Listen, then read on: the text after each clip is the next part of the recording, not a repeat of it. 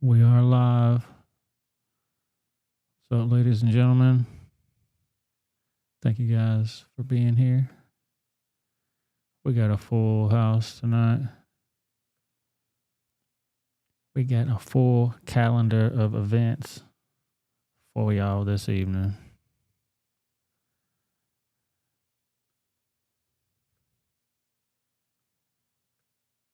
It's about to get wild up in here. We're going to talk about old Buttigieg finally making his ass over to the Ohio area.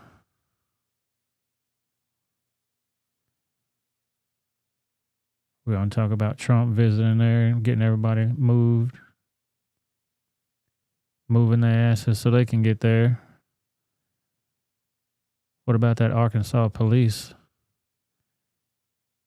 saying that the suicide death of that Clinton aide found hanging in a tree with a shotgun blast to his chest? It wasn't no big deal. We're going to talk about that damn bald-headed luggage stealing fool.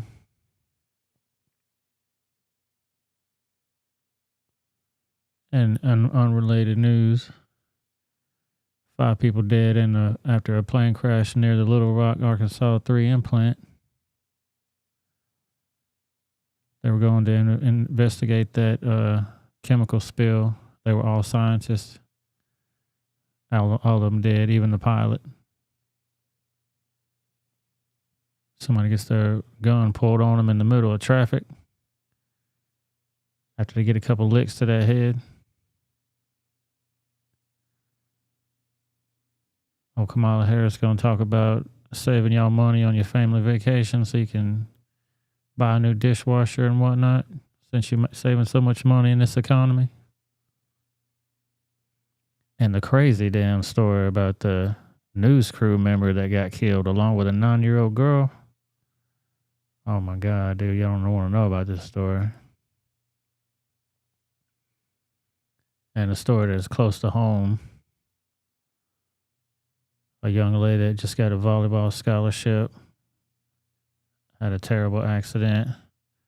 Somebody ran her down. One of them former convicts that wasn't quite convicted just yet. We got all that and more on tonight's edition of Rebel Without a Reason. I appreciate y'all being here. Bam. How's everybody doing tonight? We got a lot to talk about tonight, ladies and gentlemen. Sonia. Boomhauer's in the house. Sonia's in the house. Somewhat. How's everybody doing? Make sure you hit that like button on the way in. Hit that subscribe button on the way out. I appreciate you. If you do that for me, that'd make my heart fill with joy. Shout out to the subscribers, though. We got 208 subscribers in this mofo. 208 lunatics in this mother. Make sure you follow me on all these different platforms. The Twitter, Rebel, WOA Same handle over there on the Instagram. Rebel, WOA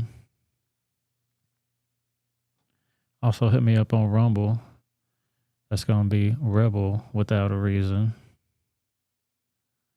And also on the YouTubes. You can get me there as well. At the Rebel Without a Reason. You can reach me anywhere and everywhere. Sonia says Rebel is the mainstream media talking about that plane crash at all. You know what? I haven't seen any reports on it. Maybe you guys in the normie world out there can let us know if there's mainstream media talking about that story. I don't know. I haven't seen anything about it.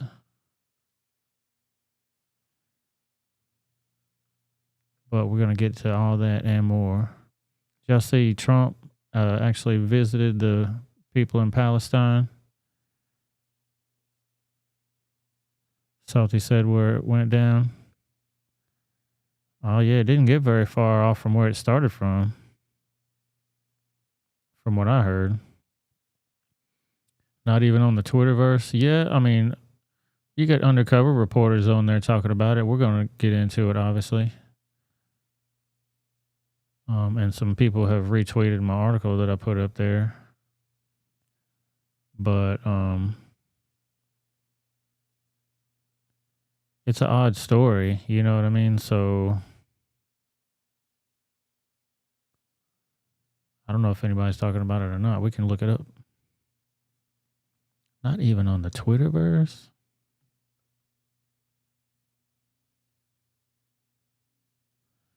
It crashed next to the Hillary and Bill Clinton runway. Yeah, because that was the airport name, fool. It took off from their airport. You want to get into that story? We'll get into it. We'll do it live. There it is right there. 5 people dead after plane crash near Little Rock 3M plant. A plane crashed and killed 5 people near the 3M plant in Little Rock this afternoon, according to officials. This was just yesterday.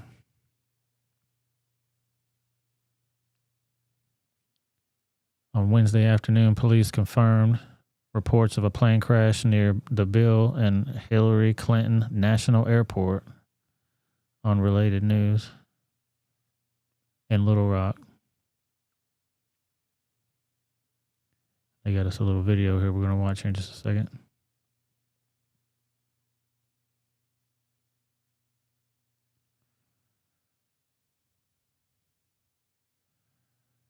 Boomhauer says, Salty said, message sent, message received. Yeah. Yeah, they were going there to investigate that crash, the train derailment. That's where they were going. Let's read this article. Around 12:02, officials were alerted to a twin-engine plane that crashed by the 3M plant on Walters Road. Officials say that all 5 people on the plane died during the crash. All 5.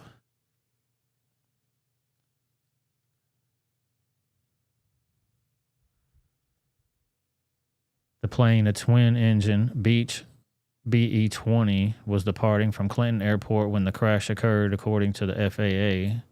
All of the people on the plane, including the pilot, were employees of the CTEH, which is a consulting firm that provides responsive services, including environmental data collection and management, GIS, safety, indictment management, industrial hygiene, toxicology, and human health consulting for the public and private sectors.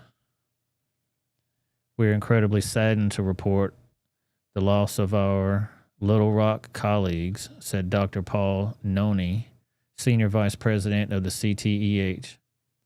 We ask everyone to keep the families of those lost and the entire CTEH team in their thoughts and prayers. Thoughts and prayers always. Always and forever. Each moment with you. The plane was headed towards John Glenn Columbus International Airport in Ohio. A spokesperson for the CTEH said this group was responding to an incident at a metal plant in Bedford, Ohio. So they weren't going to the train derailment. I was wrong on that.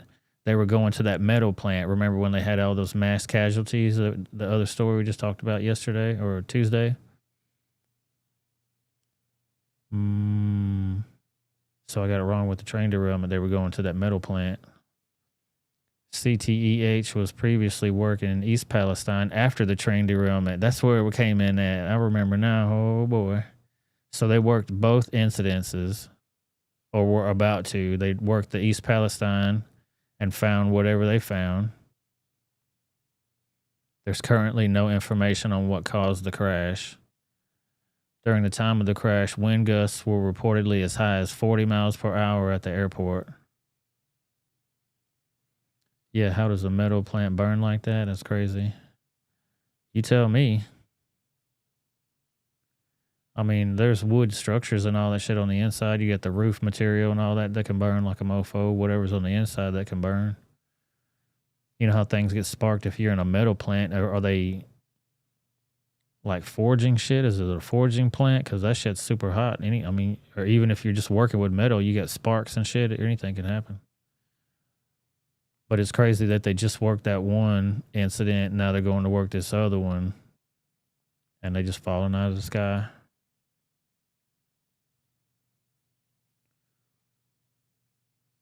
The officials have identified the 5 employees who were on board as pilot Sean Sweeney, Micah Kendrick, Kyle Bennett, Gunter Beatty, and Glenn Marcus Walker. Oh, it was burning down like Woodstock 99. Hell yeah, it was. Come on, baby, light my fire. That was the Red Hot Chili Peppers right there. They were surfing on plywood and shit. That shit was wild. Mostly peaceful concert. The FAA and the NTSB will investigate the crash and determine what caused it. A statement was released by Shane Carter, the Director of Public Affairs and Government Relations for the Bill and Hillary Clinton National Airport, which said the following. Clinton National Airport expresses our condolences to the families of those who died in today's plane crash south of the airport. The Pulaski County Sheriff's Office is the lead agency, according to the National Transportation Safety Board, and will be providing updates. Oh, okay. Okay. Gotta watch this video and see what they got for us.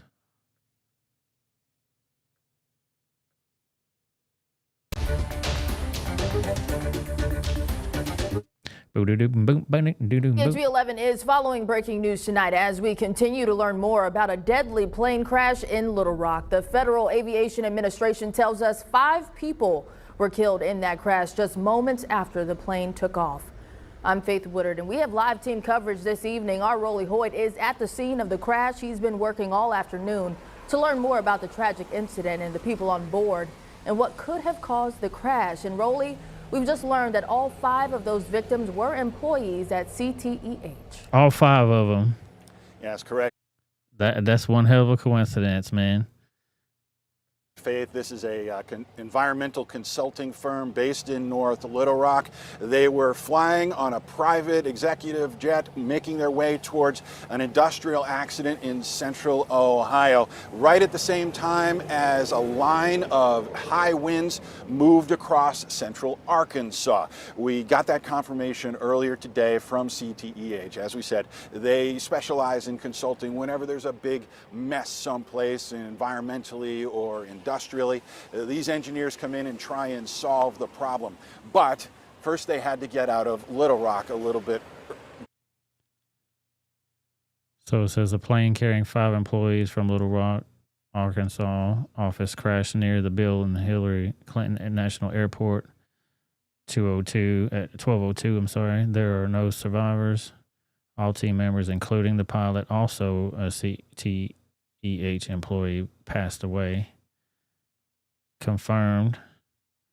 When they put out these press releases like this, are they saying, hey man, mission accomplished? Tango down. Is that what we're looking at right now? Today during that line of storms. What we know is around 12 o'clock, the plane Mostly peaceful windstorm. was cleared for takeoff. They made their way down the runway toward Sonia says, so they were going to the derailment in Ohio to investigate the chemical spill. No, I actually got that wrong. They had just came from the train derailment chemical spill, and they were on their way to the metal plant that was burning. There's so many incidents. I mean, how can you keep up with so many different ones? That's one hell of a coincidence that they just worked that chemical spill, found whatever they found, which it's been not disclosed yet. They're still working on it. And now they're on their way to the next one that's also suspicious, allegedly. Allegedly. Please disperse. Nothing to see here, please. Plant going up like a mofo. Don't even worry about it though. Unrelated news. Don't even worry about it. College Station, the southeast section of the highway ramp. A couple of minutes later, they were out of the sky. Local officials on hand found a smoky wreckage area near the 3M plant and announced a short time later that there were no survivors. Let's bring in Frederick Price, who was one of the first people who got to the scene earlier this afternoon and got some of the data on when the plane took off and what the weather was like at that time. Yeah, Rolly. First, really just a devastating scene and day for those people who were involved in this. I can't tell you that. It happened around noon, as you said. Those 5 people that were on board, they did not survive. I do know that the Pulaski County Sheriff's Department told me that it was kind of a rescue mission. That plane kind of crashed in a wooded and rocky area, and they really had to comb through and find those people, but they were able to recover all of those bodies. It happened around noon, as you mentioned. It was taking off from the Bill and Hillary Clinton National Airport, and as it departed, that's when they ran into those unfavorable weather conditions, gusty winds, heavy rain. Unfavorable weather conditions. What's up, SE? How you doing, boy? Welcome to the Conspiracy Hour. The alleged Conspiracy Hour. Allegedly.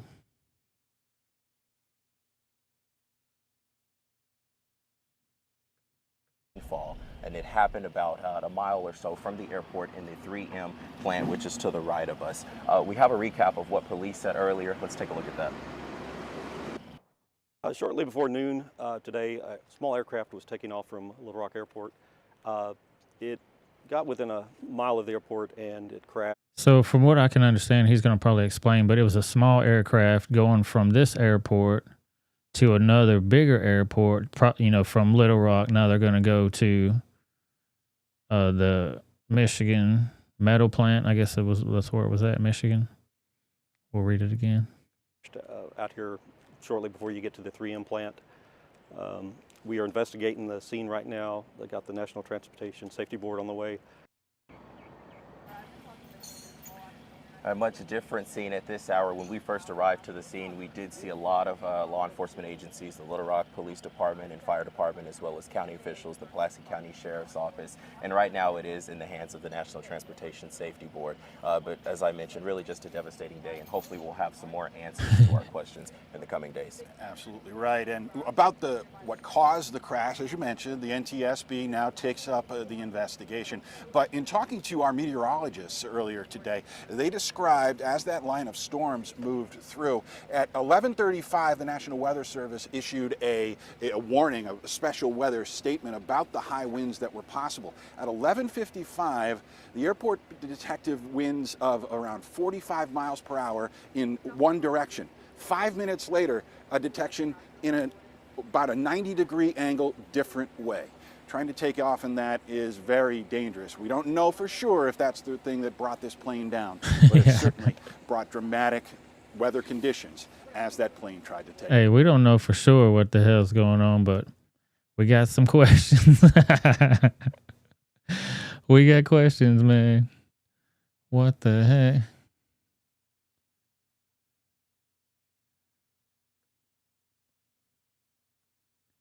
Yeah, so let's go back and read the article.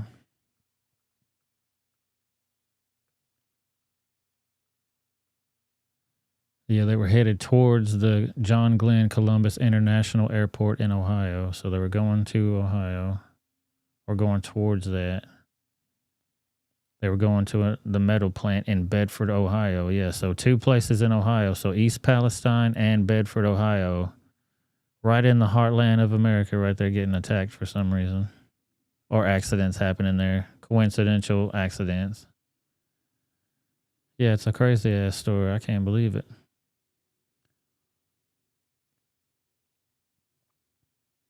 And I guess the weather buffs out there in the chat can verify if those winds were actually doing what they were saying they were doing.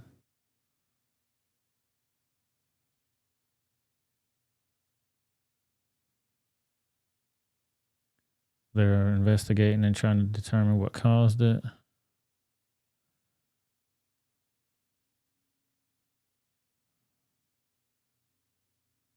So here was the update about it, I believe. Yeah, here was the update about it.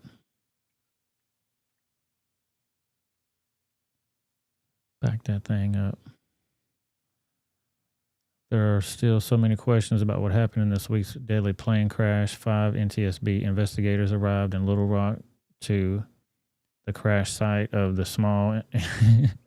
You know what I just thought about? Like these... now you got these 5 investigators investigating the crash of these other 5 investigators. Do you think they're going to feel kind of weird about going and investigating this shit? Like, hey, we ain't found nothing. Feel like that damn Spaceballs. We ain't found shit. I don't know what you're talking about. It might not have been the plane or the weather. It could have been a combination and a whole bunch of different factors. Oh boy. Said Richard Wyman, the director of the Henderson State University's aviation department. He said a big factor investigators will likely focus on into are weather conditions at the time of the takeoff. You can have wind shear, a sudden wind change, which is a sudden change in direction of the wind, where you're just all of a sudden lost it in the lift of the aircraft. I mean, I know that happens. So I ain't gonna try to say we don't know that happens, but seems kind of weird. The NTSB has a go team on the ground for 2 to 3 days looking into the cause. Root causes. Yeah. Got that language down. Root causes.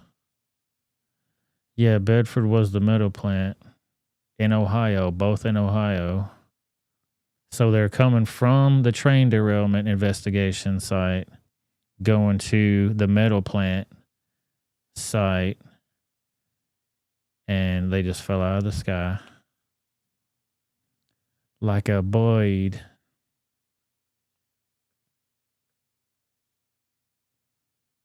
Let's watch this video and see what they say. We do know that at the time of takeoff, there was a front passing through in the vicinity of the accident. And that front brought along high winds up to 22 knots steady, gusting to 40 knots. Federal investigators on the ground in Arkansas beginning to piece together why a private plane crashed shortly after leaving Clinton National. Thank you for joining us at 5. I'm Rolly Hoyt. And I'm Faith Woodard. That crash killed all 5 people on board, and those investigators struck by how much fire and wreckage. Hold on now. I gotta have faith. She hot. Let's continue. It left behind. Our team coverage continues tonight with Julissa Garza and Frederick Price. And let's begin with Frederick, who moments ago heard from the NTSB. Frederick. Hey, good evening, Faith and Rolly. Yeah, that press conference with the NTSB wrapped up about 30 minutes ago, and they just sent their heartfelt condolences for the family and friends who knew the people that were involved in that aircraft crash. They also provided as much information as they could. That is limited at this time because it is still very early on. In all, 5 NTSB investigators are boots on the ground, sifting through the wreckage, trying to figure out what they can. Tonight, we're taking a closer look at how that team looks through and determines what was the cause after an aircraft crashes. Hours after that devastating plane crash Wednesday afternoon, there are so many questions from investigators and aviation experts. It might not have been. You better not be asking too many questions. Oh boy, those other ones were asking some questions too. The plane or the weather. Or it could have been a combination of a whole bunch of different factors. Richard Wyman leads Henderson State University's aviation department. He says a big factor investigators will likely look into are the weather conditions at the time of takeoff. You can have a wind shear, which is a sudden change in direction of the wind, where you just all of a sudden lose all lift in the aircraft. Winds of at least 46 miles per hour were clocked around the time of the crash. The investigation will be lengthy. The NTSB's GO team is on the ground looking into what caused this. They'll be there, depends on the investigation, but typically a couple of days to document the wreckage. Investigators will be looking for maintenance and inspection records, pilot training, company records, and weather data. The point of the investigation is to determine the probable cause and also issue recommendations that could have prevented those. And because this investigation is thorough, the NTSB says the final report won't be ready for at least 12 to 24 months. As our investigators. Yeah, 12 to 24 months. So it's going to be a year to 2 years before they even come to a conclusion on this. And I was listening to the East Palestine NTSB conference today, and they said the same thing about that, but they saying it's a wheel bearing failure, and they had different sensors to sense the temperature at like the train drives over these sensors that are embedded in the ground. Some of them are in these sheds, and they kind of drive the whole train through it, so they can sense different temperatures on the whole train to see if there's anything out of sorts in there, and it'll give them a little radio alert that says, hey, you need to do something because this is not responding properly, or the temperature's too high, or whatever the case may be. So at that conference, they said, I should probably just play it. It's not too long, but it's kind of long. But basically she said that the train conductors didn't do anything wrong.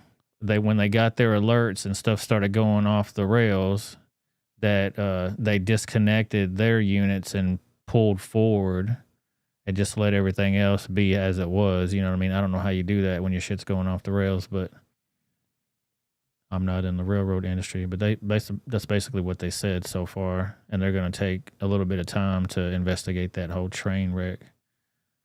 So yeah, a year to 2 years, and we'll find out what happened here. Allegedly. Look at every single possible factor that could have contributed to the crash. In about 15 days, the NTSB will release a preliminary report. That is just a summary of what they've been able to gather. And in the coming days, they're going to remove the wreckage from this crash site to another area where they can continue their investigation. That is the latest here from 3M Road. We're going to send things to THV 11 Jalissa Garza. Jalissa, we know that the names of those 5 people that were involved in this crash were released. What have you been able to get? So did that mention the braking system on the train? Yeah, I should probably just play that so that we can get her words exactly. But they didn't say the brake. They did mention the braking system in there, but they didn't say that that had any contributing factor to it, like as far as raising the temperature too much, like causing it or whatever. But it's all still preliminary so far. Kat, what's up? Welcome to the show. Gather today. Well, Frederick, those 5 victims who lost their lives have been identified by the company they worked for. We're still working to learn more about them tonight, but we do have their names. Sean Sweeney, who was the pilot, Micah Kendrick, Kyle Bennett, Gunter Beatty, whose family says he was family-oriented. Okay, here, Sean Sweeney is not pictured here. SE, I don't know if your suspicions would be confirmed because we got all different types here.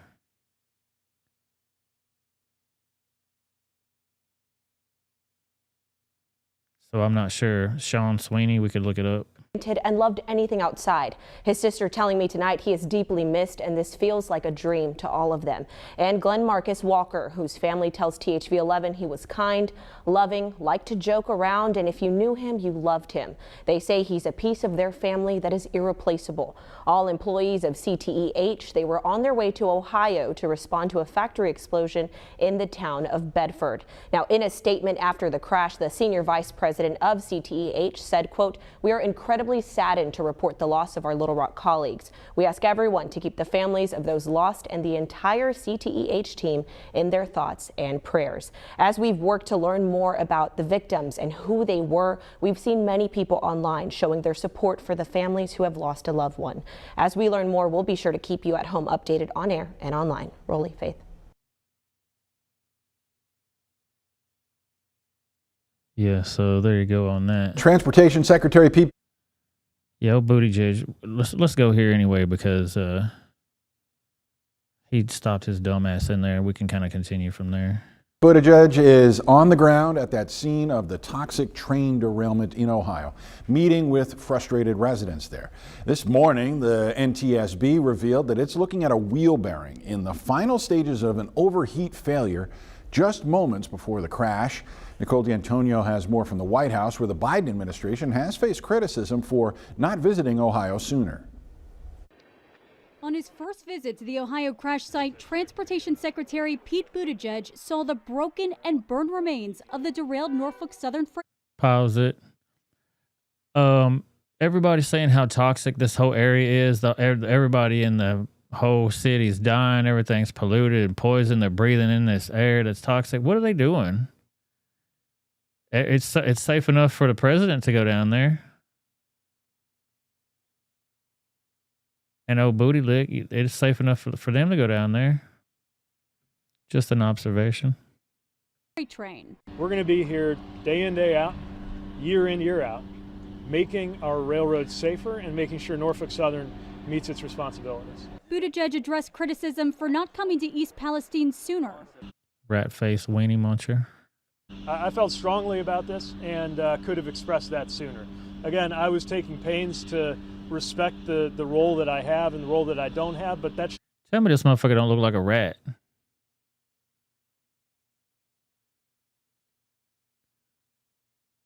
Rat-faced hot dog muncher. Look at this motherfucker.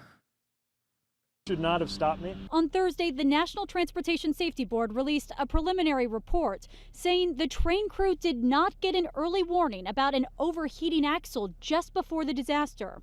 The report says the train was traveling just below the speed limit of 50 miles an hour as it flew off the tracks, and the crew then alerted dispatch of a possible derailment. The report does not contain a probable cause. That comes at the end of the investigation.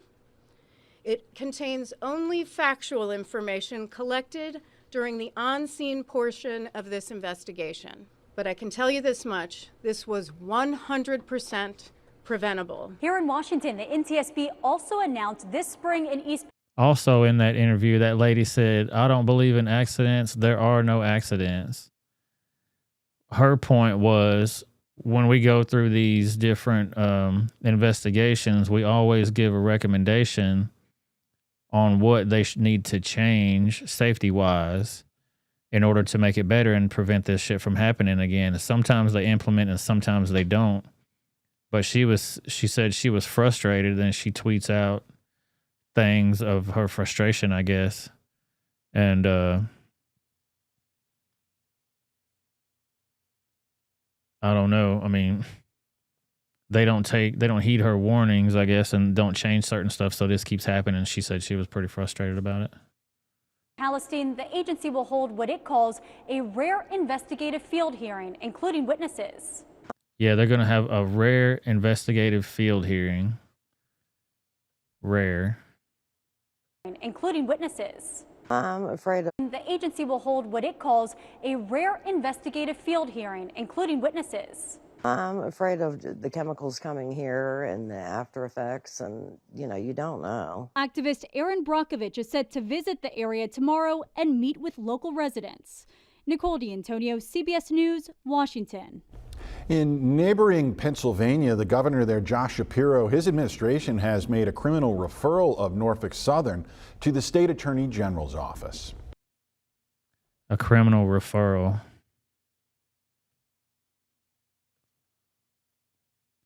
I'm going to do a criminal referral on that ass. Yeah. Sean Sweeney, let's look that up. I don't know why they wouldn't put his picture there. Do y'all think that's weird?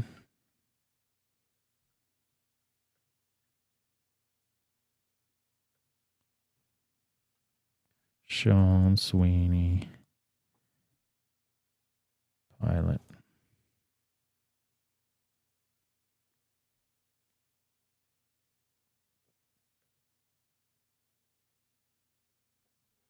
Oh, look at this here. Why wouldn't he have his photo there? I don't know if that's strange or not. You tell me.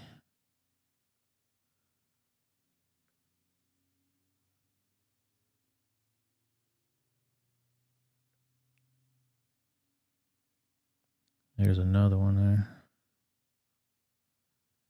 Doesn't really show his face. He looks like a white guy. Looks like one of them white guys. I don't know if that has anything to do with it, but I just wonder why they didn't show his picture there. They showed all the rest of the dude's pictures. There he goes there.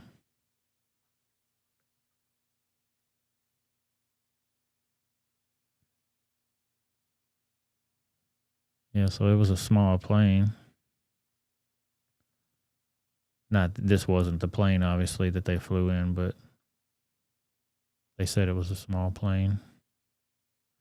The plane.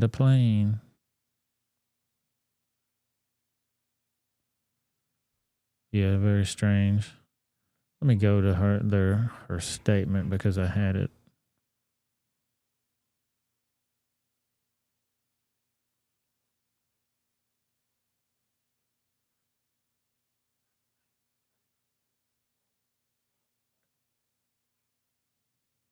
If you liking what you're hearing, hit that like button, hit that subscribe button, follow button, all that mess.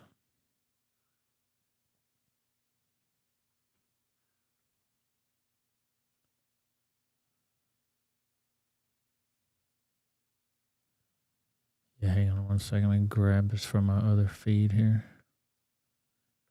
I've got so many news stories, it's hard to keep track of some of these things sometimes.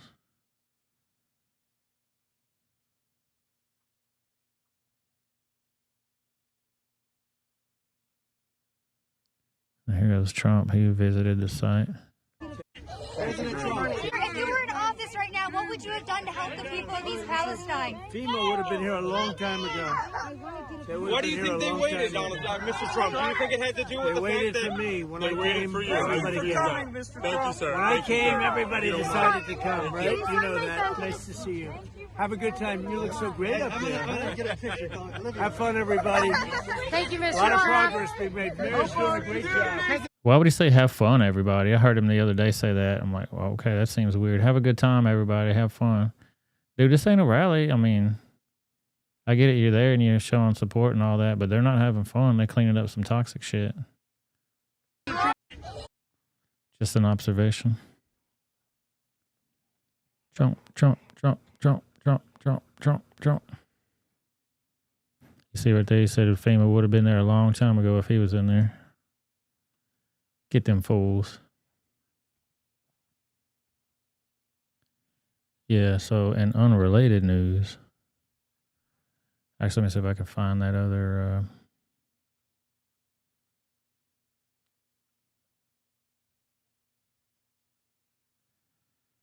where they had the interview today. Man, I just watched it. I definitely appreciate y'all being here. Don't tell me they took that story off there. I'd be very surprised. No, I really wouldn't be surprised.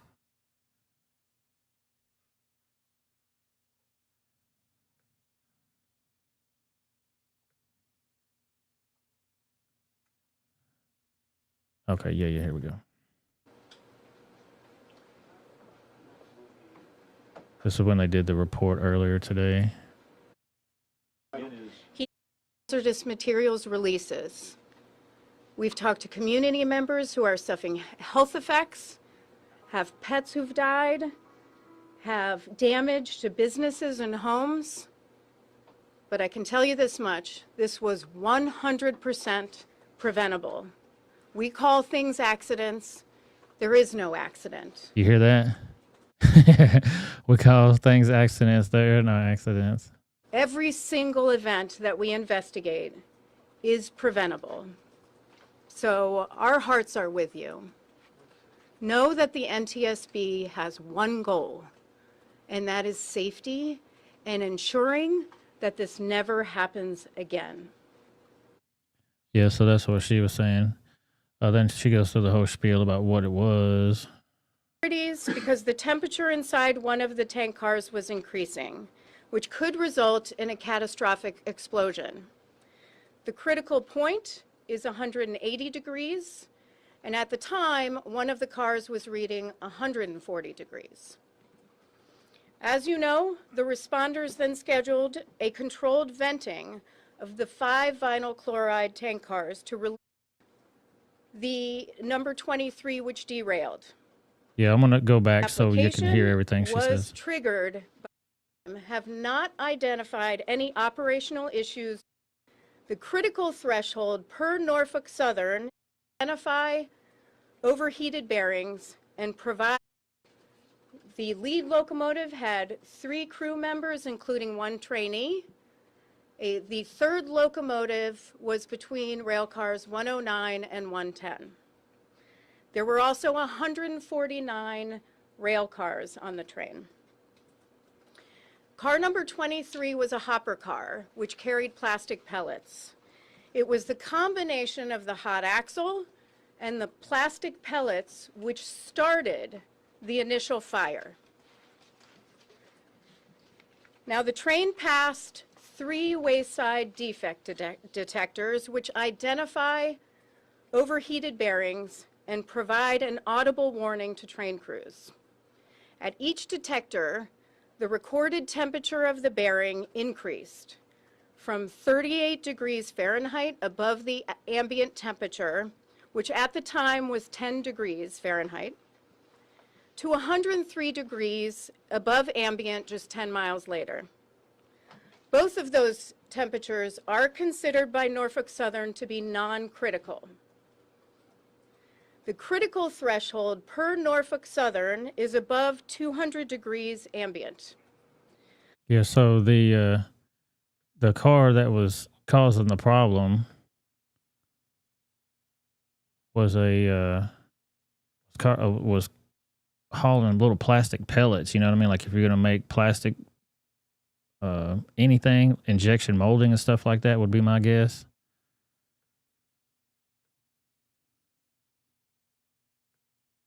That shit caught on fire and it made it worse.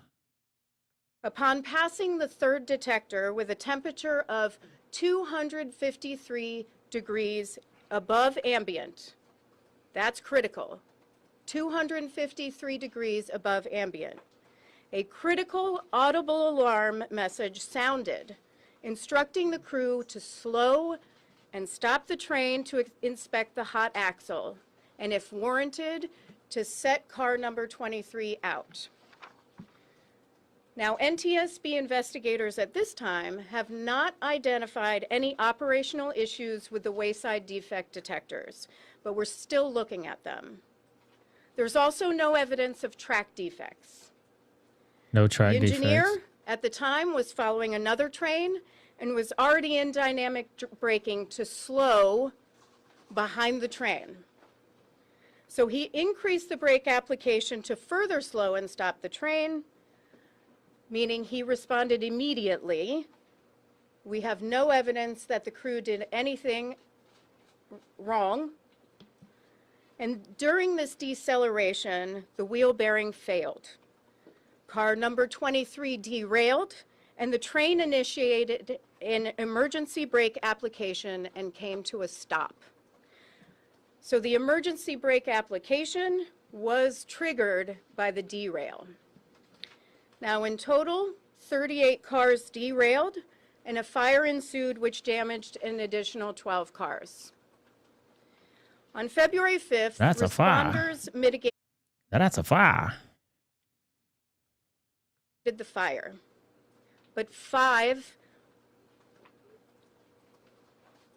cars, which are designated as 105, DOT 105 specification tank cars, were located near the number 23, which derailed.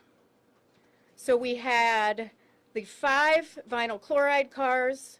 4 of them were at 26, 27, 28, and 29, and the 5th one was at 53. They were carrying well over 115,000 gallons of vinyl chloride. Now, that continued to concern authorities because the temperature inside one of the tank cars was increasing, which could result in a catastrophic explosion. The critical point is 180 degrees, and at the time, one of the cars was reading 140 degrees. As you know, the responders then scheduled a controlled venting of the 5 vinyl chloride tank cars to release and burn the vinyl chloride. The NTSB had no role. Listen to what she says right here. She says the venting, they had to vent the chemicals out of the containers. She's going to tell you like 2 times here that the NTSB don't have nothing to do with that venting procedure. It wasn't us. Don't blame me. It wasn't us. Decision making or carrying out of the vent and burn. And I want to repeat that. We are not part of the decision making or the carrying out of the vent and burn. The Federal Railroad Administration has guidance for how to conduct vent and burns. So as part of our investigation, we will evaluate whether the vent and burn was carried out according to that guidance and whether that guidance needs to be updated. With respect to the tank cars, transporting the hazmat, the train consist, that's the list of what's included in the train by car. Yeah, Kat says they just don't want a lawsuit. Yeah, I mean, they go and investigate the shit, then they tell them what the deal is. These are some of the people that were possibly affiliated with that other crash. Not this young lady specifically, but those investigators were investigating this, went back, and they were going to investigate that metal plant, and they fell out of the sky. Unrelated news. Included 20 hazmat tank cars transporting combustible liquids, mostly lubricants and cooking oil, Lubricants. flammable gas, and the vinyl chloride. 17 of those 20 tank cars were fully loaded. 3 were residue cars. All of those cars were placarded, though the placards were plastic and melted. Aluminum also melts. So we are looking at that situation, and we'll determine whether we recommend something else that could protect placards. Placards are there to tell emergency responders what is on a tank car and what the dangers are to themselves and to Yeah, what good does a plastic or aluminum placard do you if the whole damn thing burns up? Like she said, it's there to identify the shit. I mean, do they ever work in that case? others. They are critical in response and in protecting the community. Yesterday, our investigators conducted a detailed damage assessment of the tank cars, including identifying and measuring breaching damages, noting where entire lading was lost, the condition of pressure relief devices, and other service equipment, underframes, and welded attachments. Yeah, so they're going to do a thorough investigation, but basically she says that they're going to sum it up in a year and a half or so. You'll find out what's going on. Don't worry your pretty little head about it. It's fine. Unrelated news. Sonia just sent me this other clip. Unrelated.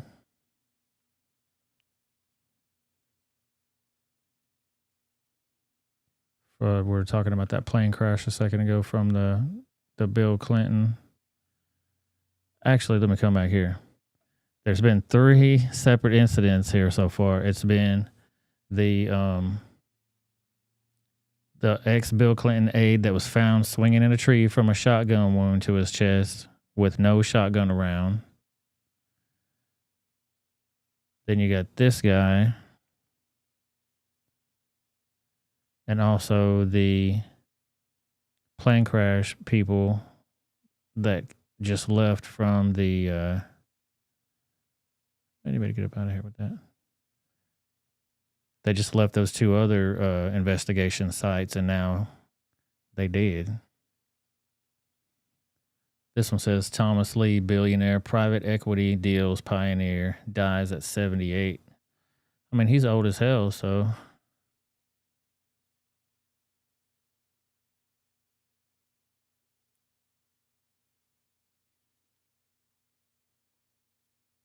Oh, they ain't gonna let me see this article because I gotta pay to get in there. Don't you got ad blocker on this thing? What's going on here?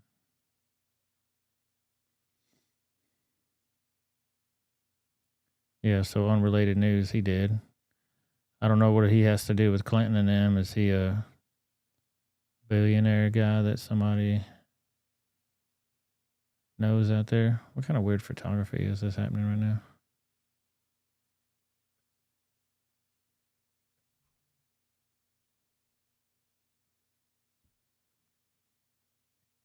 Yeah. It won't let me get to see the rest of that article unless I subscribe to the channel.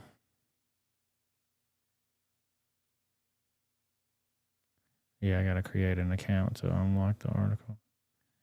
Anybody get off me. See if I can block this element.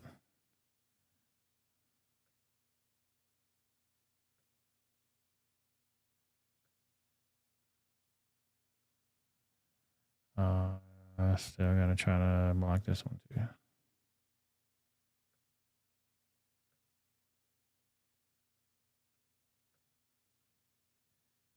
Yeah, it ain't gonna let me do it. Yeah, I'm sure that's gonna be unrelated too, though, so it's totally fine, man. It's totally fine. Don't worry your pretty little head about it.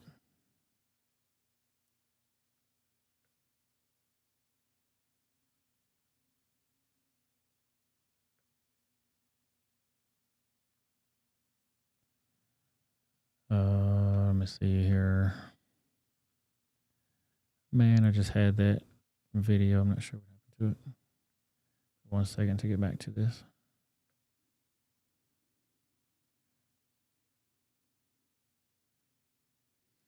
Yeah, you guys let me know what you want to do for the after party tonight, because we're talking yesterday that we'll probably stream that Uncle Tom Part 1, or we're going to do music. What would you guys rather do? Music or watch that Uncle Tom Part 1?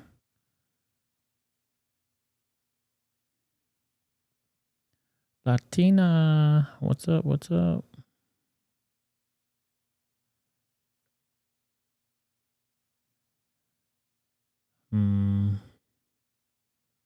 Why would they take that video off? That's weird. Oh, maybe it wasn't there. Sorry.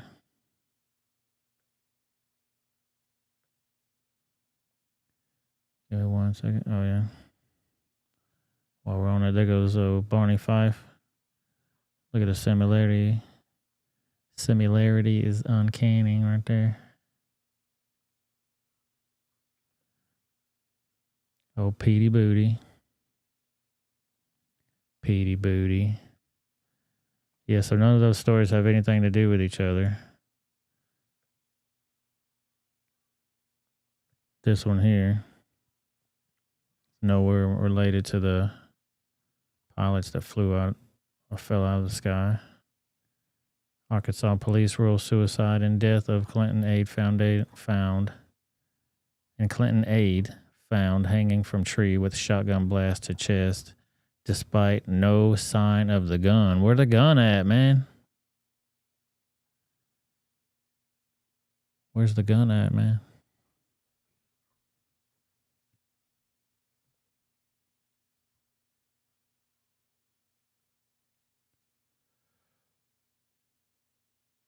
Yeah, so this is the guy here.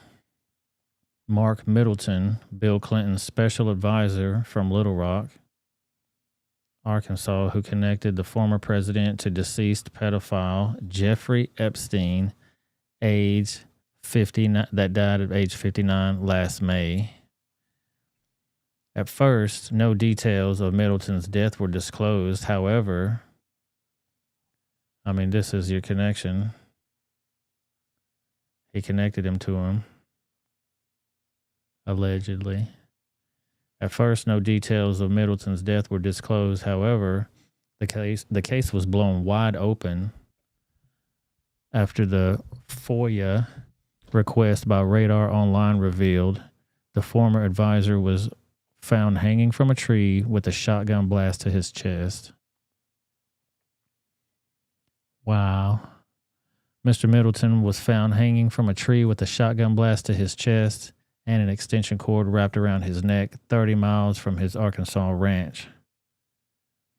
The investigation into the so-called suicide was reopened after Middleton was found dead on a 1,100-acre Perryville farm linked to Bill Clinton. How is it linked to him? They said that twice. How are they linked other than the Epstein guy?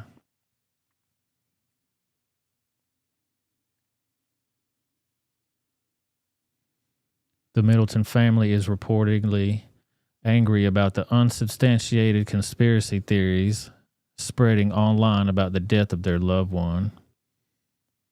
According to a new report, Arkansas police ruled Middleton's death a suicide despite no sign of a weapon. The Daily Mail reported the grisly scene where a top Bill Clinton advisor was found hanged from a tree with a gunshot wound to his chest has finally been revealed 9 months after he died. Yeah, Kat says that I guess he shot himself, then he hung himself. Hey, that's about as reasonable of an explanation as any, I guess.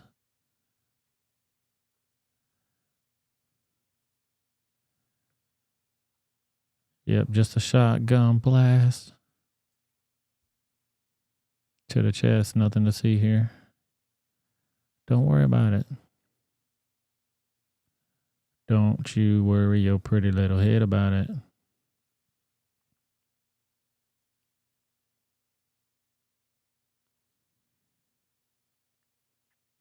But the sheriff's report into Mark Middleton's mysterious death raises more questions than answers, as it's ruled he died by suicide despite no sign of the weapon that killed him. The report, written by Perry County Sheriff's Deputy Jeremy Lawson, says he was called to the ranch by worker Samantha McElroy, who had found Middleton's abandoned black BMW SUV. She walked around the cottage to the ranch. Almost immediately after stepping around the corner of the cottage, she started yelling. Upon reaching the back of the cottage, she pointed towards the rear of the property and asked if that was a person. I could see what at first appeared to be a man sitting near a tree. As my eyes focused better, I could see a rope of some type going from the tree limb to the male. Lawson said it was clear that Middleton was dead. I could see that he had a gunshot wound to his chest, and they had a knot tied in an extension cord that was around his neck, and it was attached to the limb directly above him. Yeah, 12 gauge just got up and walked away. Logical, bro, logical. Lawson said it was clear he was dead. I could see he had a gunshot wound to the chest, and he had a knot tied an extension cord around his neck. It was attached to the limb above him again. Wow, man. And they don't give it much more explanation than that. They just said, hey, dude died, man. Unrelated. Unrelated news, man. Don't worry. It's fine. It's fine. What you mean, man? It's totally fine with it.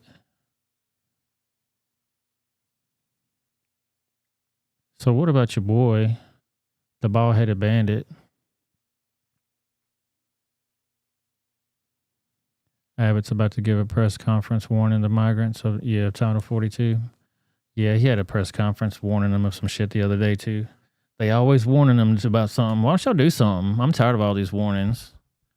They know what the fucking rules are. They act like they don't know what to do. Get the hell out of here with that crap. So the bald-headed bandit luggage stealer actually stole this lady's clothes. This is the lady that he stole the clothes from. In the suitcase, I'm sorry, when he stole her suitcase. Let me move my logo out of the way so you can see this a little better. Look at this guy. She says, my name is Azyakin Hasman, Tanzanian fashion designer based in Houston, Texas. I lost my bag in 2018 in DCA. Recently, I heard the news on Fox News about Sam Brenton. Look at that. Account suspended. What did your account get suspended for, homeboy? About the luggage issue, surprisingly, I found his images wore my custom-made outfits, which was in the lost bag in 2018. You want to look at some crazy shit? Let me get this out of the way.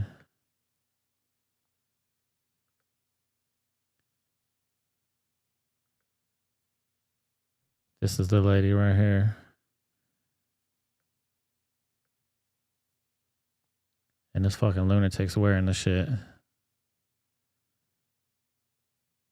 And this was from the Telegraph.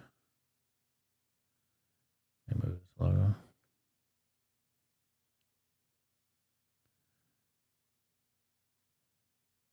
Custom made. He can't say it was his. Yeah, custom made. And she's got receipts too. I'm going to show you. Because people were asking, hey, can you provide some more pictures so we can actually find these? And she was like, sure. And people started memeing him and shit. Let me see if I can find the other pictures.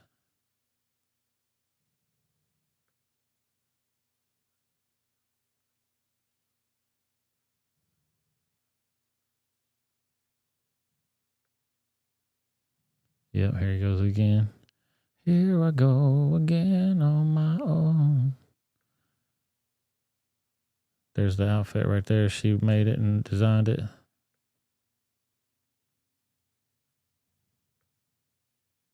This motherfucker walking around in her shit. What the fuck?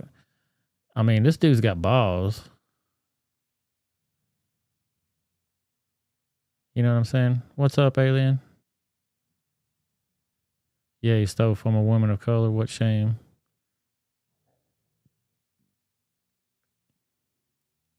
Yep, typical Democrat thieving. Little thiever.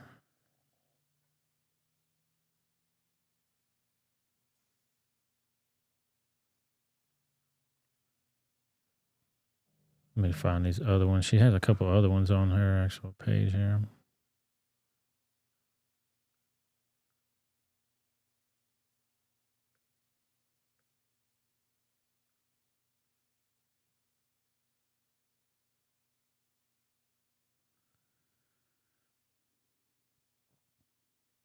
Oh, she got another one here. It says, even this jewelry was in my lost bag.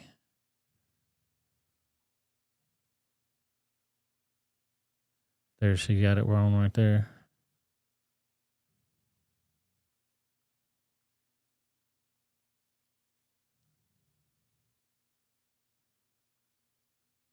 Just scroll down her page and see if we can see them.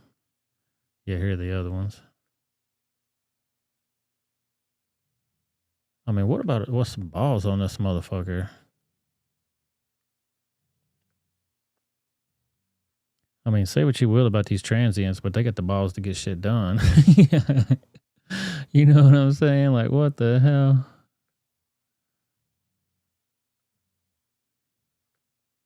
Or had him. Yeah, I don't know if he went all the way or not, but I mean, what about some fucking balls, though? You know what I mean? Like, you're straight up stealing people's luggage. You're in the White House. You're in the White House. And you're walking around in public with somebody else's clothes on. Did you think nobody would ever find out? I mean, doing straight up press events and shit, you know?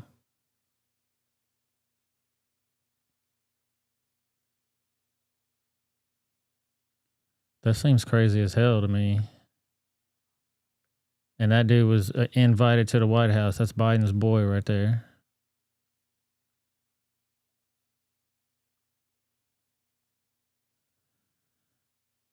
Yeah, it wasn't no accident. He knew that wasn't his shit. Well, now, let's not jump to conclusions. Fuck out of here.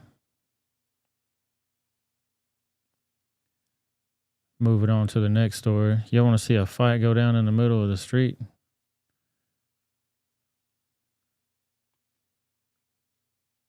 Three shows an all-out brawl in the middle of Bay Street. The moment a man pulled out a gun caught on camera right in front of Savannah's City Hall. Our lead investigative reporter, Brett Buffington, is joining us now. He has more on this video this afternoon and the reaction from tourists downtown. Brett? It was 6 o'clock in the afternoon yesterday, a sunny Sunday here in Savannah's historic district, obviously a popular time for tourists when this chaos went down. These old dude's giving him a lickings right there. All-out brawl. No, he's got his gun. On Bay Street.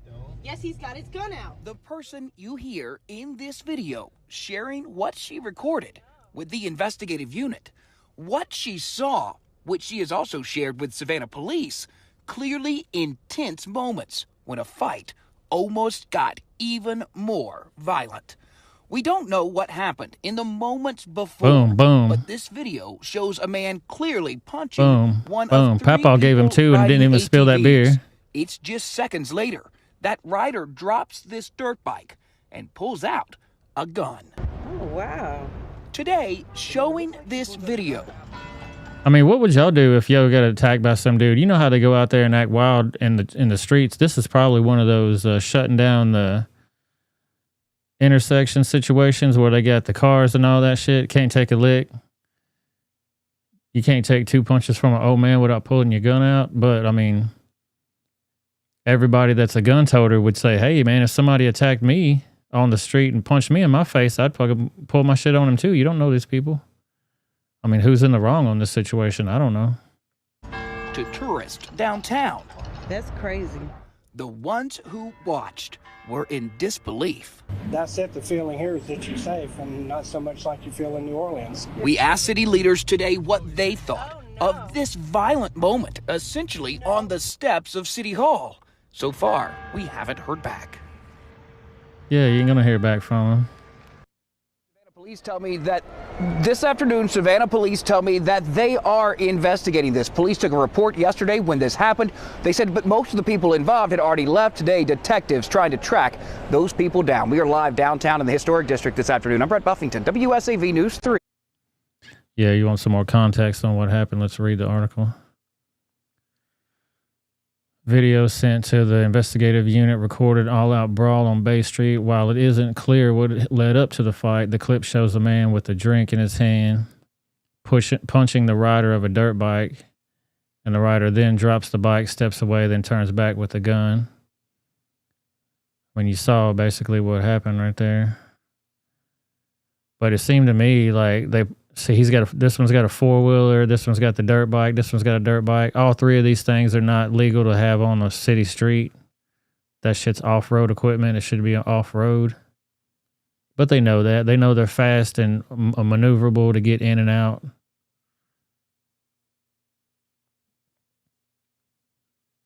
I don't think it's an issue. I mean, this was obviously an altercation that could have occurred anywhere, anybody's place, anybody's city, anybody's home. Johnson said on Tuesday, "I want us not to blow up with individual incidents and then create this paranoia." Oh my gosh, something happened. I mean, as long as you have people, you're going to have incidences to occur. The fight happened around 6 p.m. It doesn't appear anyone was seriously hurt. So nothing's going to happen. I mean, unless somebody knows that dude. Yeah, it reminded me of that scene in Friday when he was talking about kids so quick to pull out a gun, they too sissified to get the ass whipped. That's what it reminded me of. You just got your asses whipped by a bunch of goddamn nerds. So the Pentagon's got the supposed the Pentagon has provided and confirmed authenticity of these impressive full resolution photographs of the Chinese spy balloon.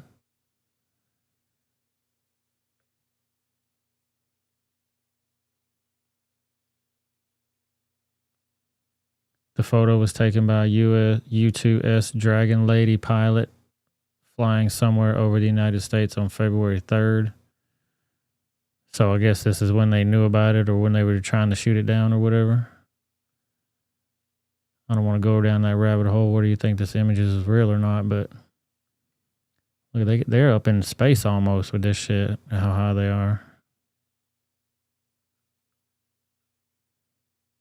You believe it? Okay.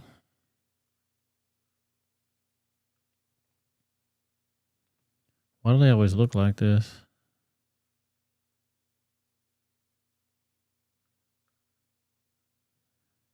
You see, this crazy bitch was the grand jury foreman, four-person, trying to get Trump indicted. She was so giddy and excited.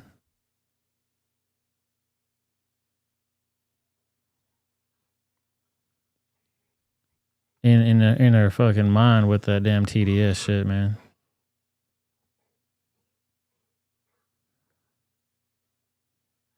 Move this thing out of my way.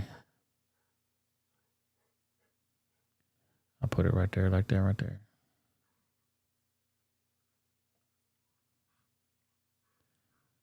I don't know what y'all's heating bills are like, but Kamala's going to tell us all about it. Every day, Joe Biden and I talk about and work together with our partners like former Leader Hoyer, current Leader Hoyer, to lower the cost for the people of our nation, because you are a leader. For working families, we have reduced heating and electricity bills. So folks have more money in their pocket to buy things like school supplies, replace the dishwasher, or take a family vacation. Every day, Joe Biden. Can y'all, do y'all have money in your pockets now to buy school supplies, replace the dishwasher, or take a family vacation right now?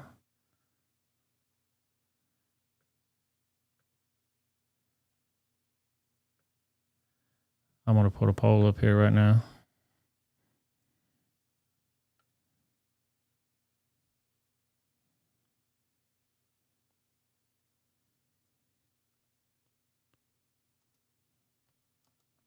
Do you have money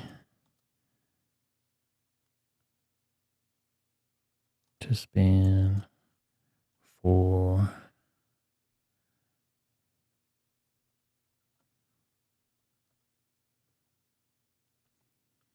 throw it up there for y'all.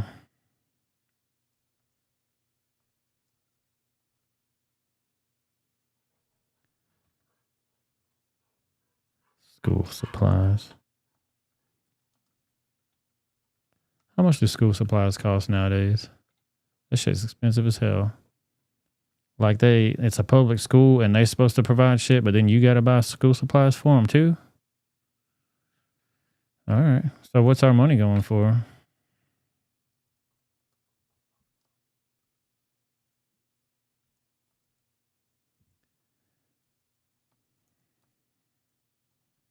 I mean, I can't tell.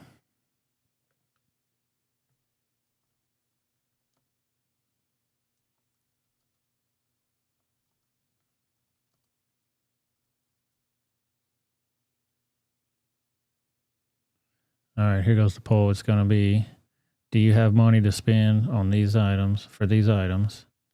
Dishwasher, school supplies, family vacation, or hell no, eggs are $50.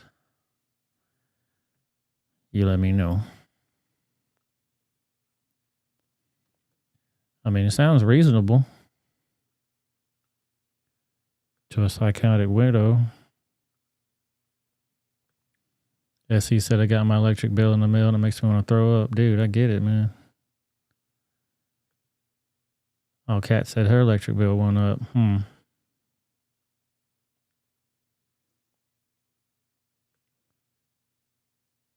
It's probably no mistake, but yes, you should double check. Atomic says you can't skyrocket energy costs, then lower it a little and say it's going down. Same with gasoline. Yeah.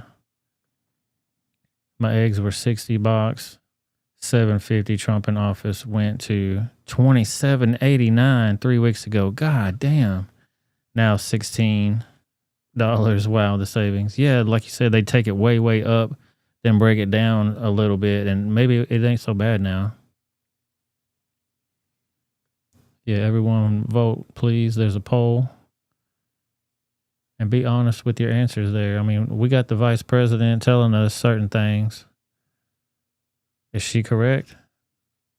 She's reduced those bills so you guys can take those family vacations and do these things. I want to know. Biden is all about polls. Work that poll and let me know.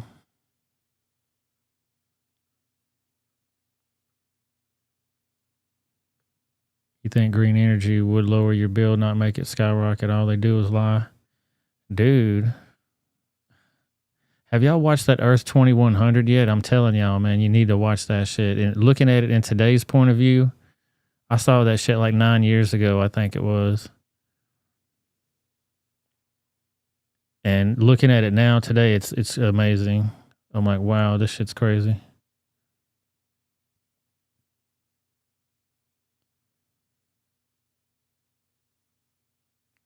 Kat says my electric bill is usually $120 around this time of year. Now it's $214. God dang. What up? Noel's in the house. Move your window over so I can get your whole comment in there. My ninjas. Why is my car insurance going up as I get older? I know, wasn't it supposed to drop when you hit 25? That's what it used to be. Now it's going up more. What is Earth 2100? A movie? Yeah, it's a movie. I've got it on, if you go to the playlist tab on my channel, go down to environmental news, and it's on there. We probably need to screen that mofo one day too, because it's just the beginning of it where they're talking about the end of oil will make you go, is that what's happening right now? Because throughout the rest, after they cover that issue briefly, they push, this is why we need to go do green shit all over the place. Because it's going to help this, it's going to help that.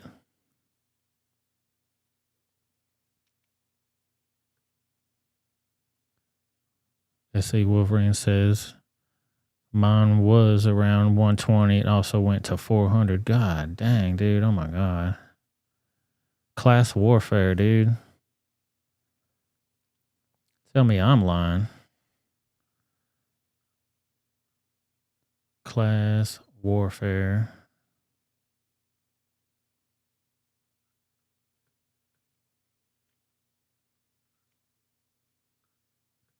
Give me 1 second. We're going to get this next one.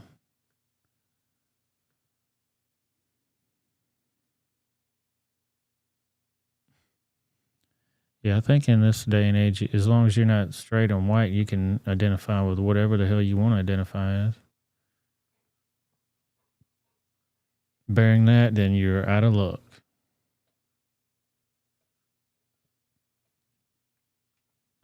What the hell's going on in Philly?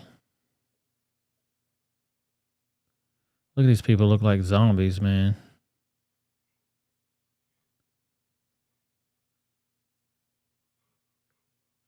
Everybody in this area. Let's talk about white people. Look at all, there's a black dude there. There's a white person. That's a white person. Look, she's like Skeletor, dude. Super fucking skinny. Can't even stand up.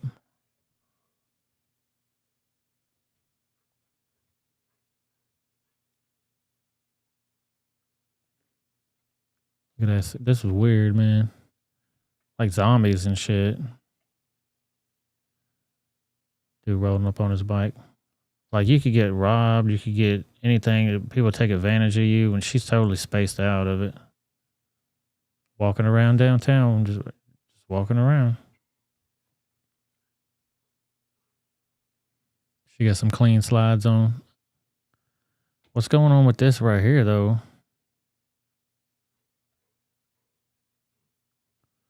High as a spaceship. Hell yeah, she is.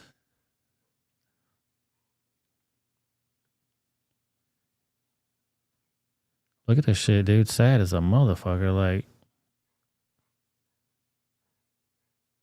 despair just rampant out this bitch.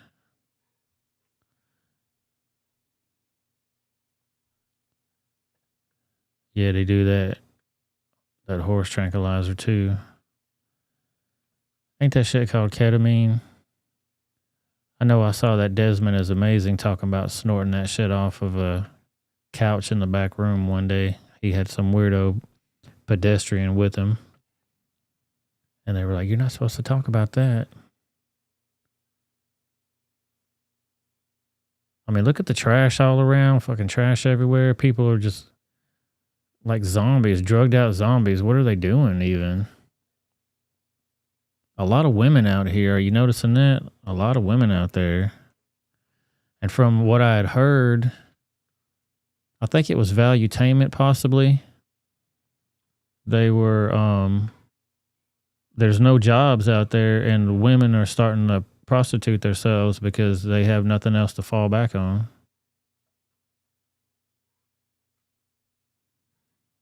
Your mom's from Philly is depressing. Yeah, man. I hate to see any city looking like that. I mean, that's Joe Biden's America right there. When you're handing out fucking crack pipes to people, what do you think's going to happen? Dystopia, hell yeah.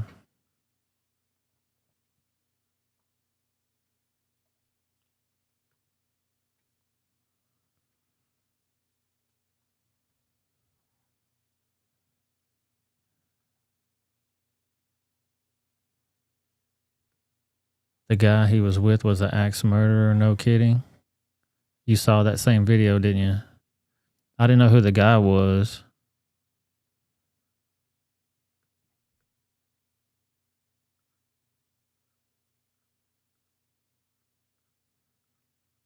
Give me 1 second. I'm going to get this story for y'all.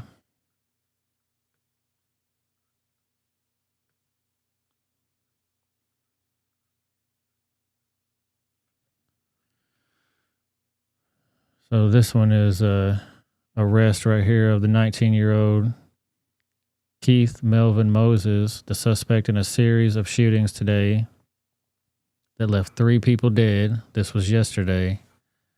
And in Orange County Sheriff's Office custody.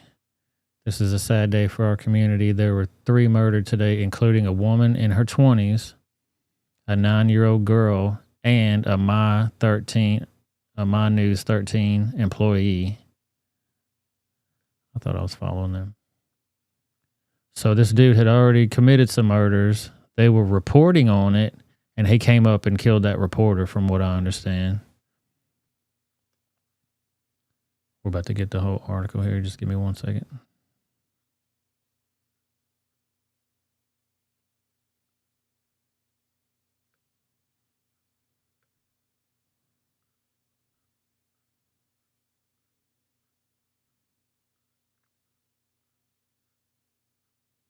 If you like what you're hearing, make sure you hit that like button, hit that subscribe button, all that fun stuff.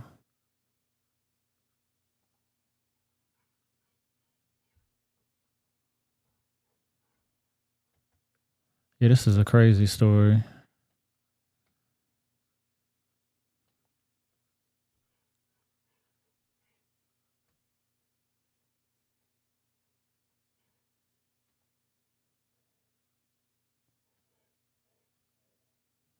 Give me 1 second. I'm trying to get this here. Yeah, here we go. Load it up.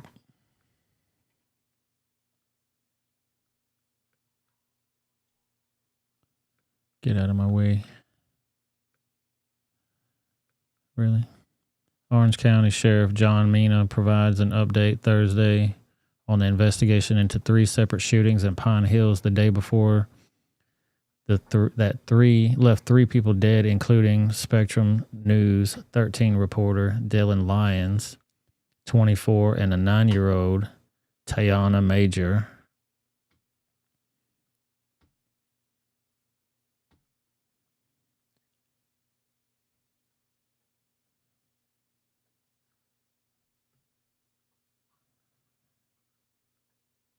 Sheriff's deputies not seeking any other suspects.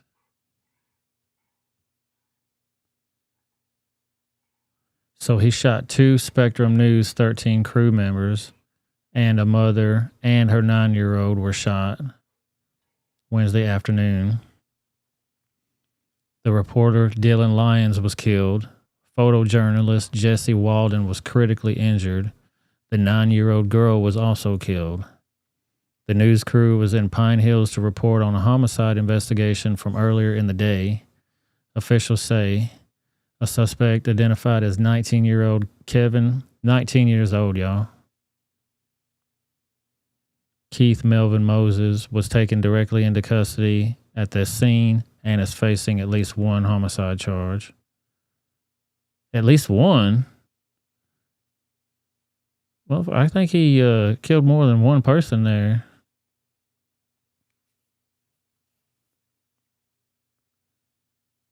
24-year-old Dylan Lyons was the reporter.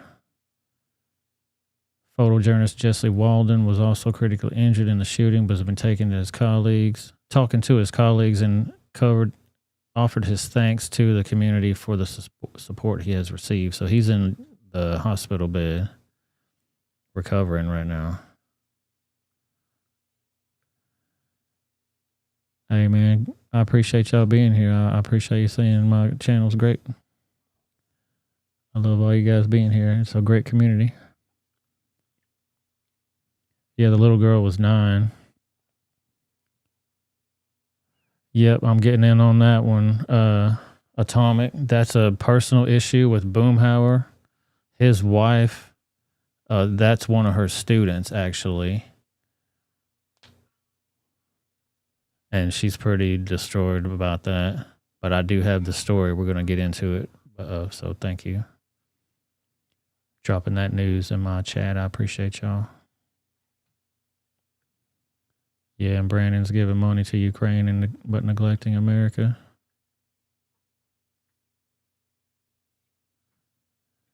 Yeah, Essie, you saw that too. We're past that already, but I'm seeing what you're putting down, sir.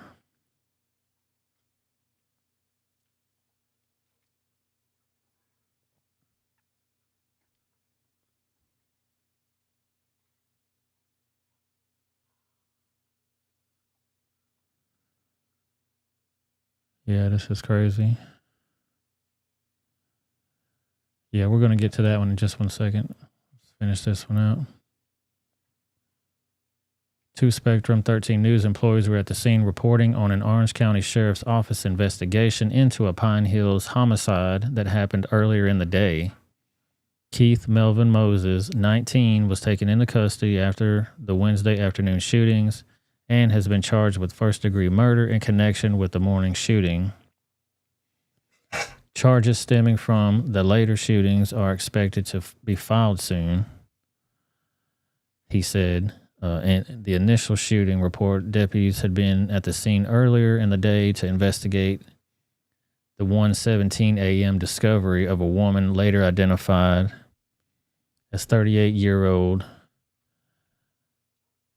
Natasha Augustin, who had been found shot to death at the 6100 block of Hala Street.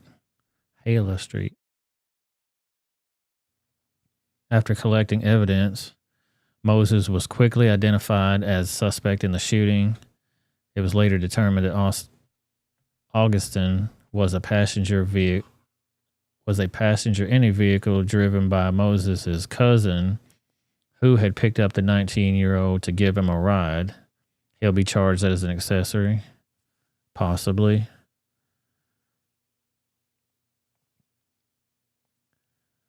According to a Thursday court filing, the cousin, who was not identified, saw Moses walking on Hastings Street and offered him a ride because he seemed down. He stated Keith entered the rear passenger side and sat directly behind whoever, some person redacted. The filing said. He stated they were inside the vehicle for approximately 30 seconds and heard a loud bang. The witness stated he saw Augustin with blood on her face and decided to pull over at 6114 Hialeah Street. The cousin called 911, but Moses had allegedly fled on foot by the time authorities arrived at the scene. He told investigators that, to his knowledge, neither he nor Augustin had any problems with anyone that could explain the shooting. When witnesses stated during those 30 seconds he did not hear any argument between Keith and Augustin, and they did not know each other, the filing said. The cousin immediately identified Moses as the alleged shooter and gave investigators the 19-year-old's personal information. So thank God he told who it was. Like, they wouldn't still be looking for this fool if he didn't say something.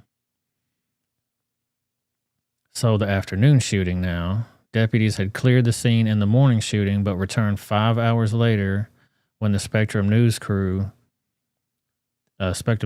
news crew, and a woman and child in a nearby home were attacked. Moses was located in the area and was taken into custody. We're not looking into anyone else. He's the guy. He's our suspect.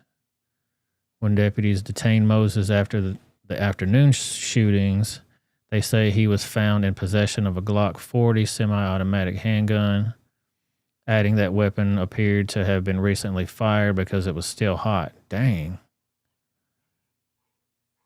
So right after, at the time, Moses was taken to the hospital because he told deputies he was injured and could not breathe. They do this shit all the time. They say, "Oh, I'm pregnant. I can't breathe. Please don't. No, stop." At the hospital, deputies said Moses had to be restrained, and then when he started to fight with the employees at the hospital, when investigators tried to interrogate him, he initially pretended to be asleep, but later began physically resisting and had to be restrained again. At the news conference Thursday, Orange County Mayor Jerry Demings, Bishop Derek L. Ray, and State Attorney Monique Worrell provided updates on the status of the investigation and addressed ways county and community leaders plan to double down on efforts to reduce gun violence. 12 minutes away from noon, I'm Eric Levy alongside Beth Bruswell and Julie Gargata, continuing our coverage of what is a very tough time here in Central Florida. Orange County Mayor Jerry Demings and Orange County Sheriff John Mina. Yeah, then they talk about how gun violence shouldn't be happening in the city. And then the one lady chimed up and said, well, what kind of panel are you going to have to look into this? And it needs to be certain people that looks into this, that needs to be on this board, the whole left-hand stuff. I was like, dude, he's a little criminal. Let's take that ass to jail. Stop feeding into this shit. Dumb as hell.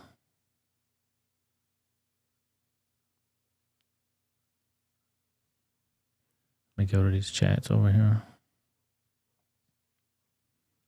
Yeah, that's nuts, man. It's crazy.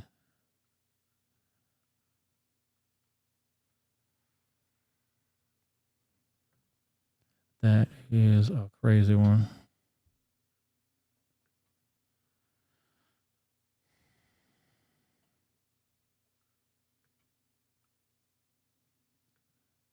Like, I don't know. He killed two people and then came back and wanted to kill more people.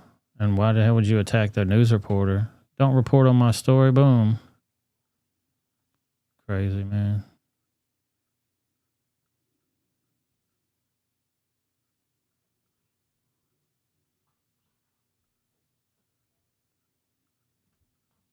Let me get to this other story here.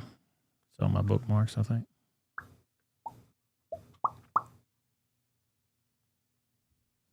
Yeah, lock him up and throw away the key.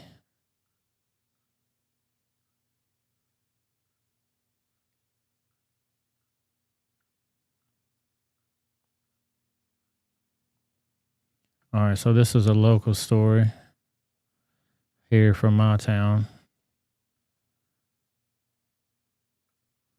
Let me get the damn video queued up here.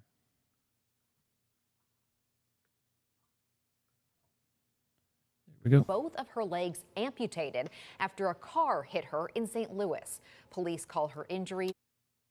Volleyball player from Middle Tennessee had to get both of her legs amputated after a car hit her in St. Louis. Police call her injuries critical. Her team is rallying to her support. Here's News 2's Adam Mincer with tonight's cover story.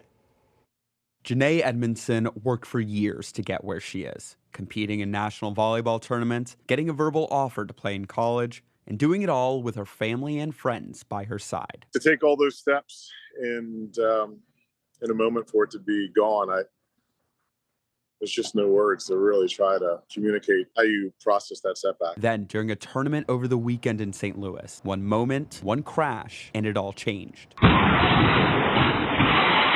According to St. Louis police, Saturday night as Janae was leaving a... Look at that wreckage, man. The fucking car flipped upside down right there. Like, I believe they said that she was pinned in between two cars or something. This might have been the initial hit right here. Boom, boom. And he's way down here. That's how fast he was going. Let's continue. A driver drove past a yield sign, hitting another car, causing a crash that cost Janae both of her legs. There's a strong sentiment of, let's just be together. Last night, a lot of our teams just shared time. Now, one of her coaches is sure the Smyrna High School senior will use the same skills that made her a great volleyball player to push her through the hard times ahead. That perseverance, the determination, the capacity to handle setbacks, the capacity to fall back on people around her. In Nashville, Adam Mincer, News 2. If you would like to help with medical bills, you can find a link to Janae's GoFundMe page on our website at WKRN.com. Let me see if I can find that link too. I'll post it. Yeah, so that was Mrs. Boomhauer's student, and she just got that volleyball scholarship, and that was the last tournament The game. community organization is voicing concern. Dude, get out of my face.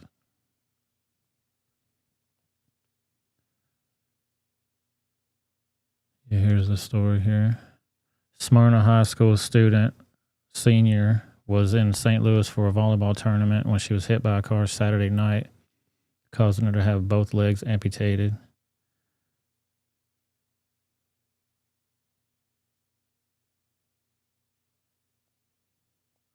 The driver has been arrested for second-degree assault. Are you fucking kidding me?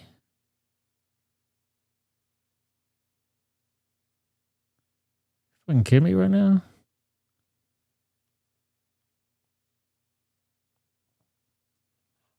Weismer said that Edmondson had recently verbally accepted to offer to play volleyball for a Middle Tennessee college.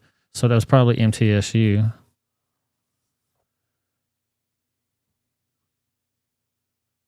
Not confirmed. I don't really know, but that's one of the colleges here in town. He said, like so many other of his players, she was a dream. This was a dream of Edmonton's for a while.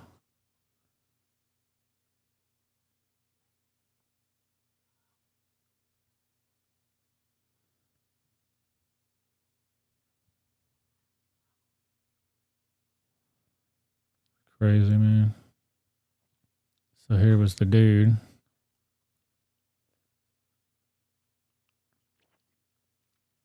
Here's the GoFundMe. Let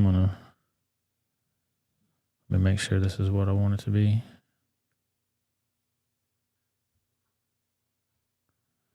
Yeah, I'm going to put a link to this in the actual description of the video. Copy. Give me 1 second. I'm going to do that on the fly.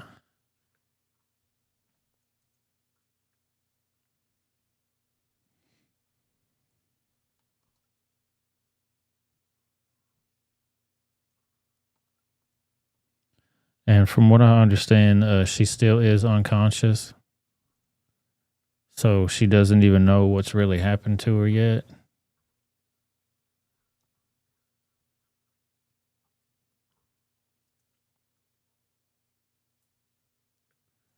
Which is a whole nother thing in the world, you know what I mean? Like, what the hell?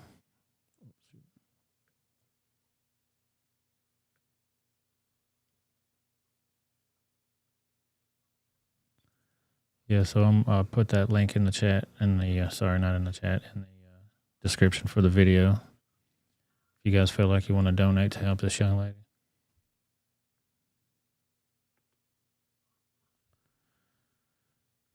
"16 years old, dude, that's crazy as hell." So they've got 425,000 raised with the goal of 900,000, 6.8 thousand donors. Then they give the summary of what's happened.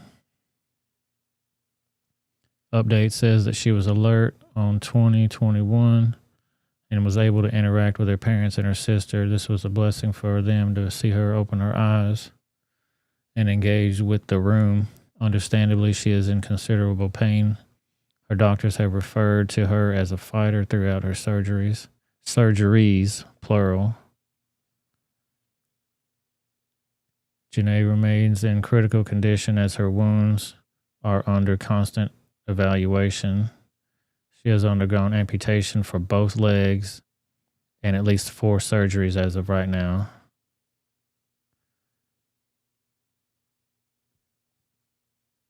due to the medical care she has and will continue to require. The bills are accumulating quickly due to anticipated bills and other needs that may arise, such as increased medical bills, prosthetics, home renovations, missed work, etc. We have raised the goal to $900,000. Dude, could you imagine you're doing your tournament and your whole life has changed now? You're getting a GoFundMe page to get surgeries, prosthetics, home renovations, all that shit. Your whole life has changed now. Everything has changed.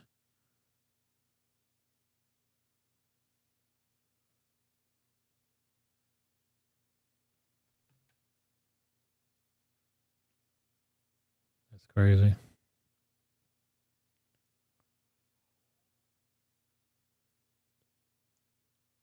So if you guys can donate to that, I'm sure they would definitely appreciate it. That's some local folks from here in our town. So crazy, man. Let's go read up on this psycho and see what we can find out.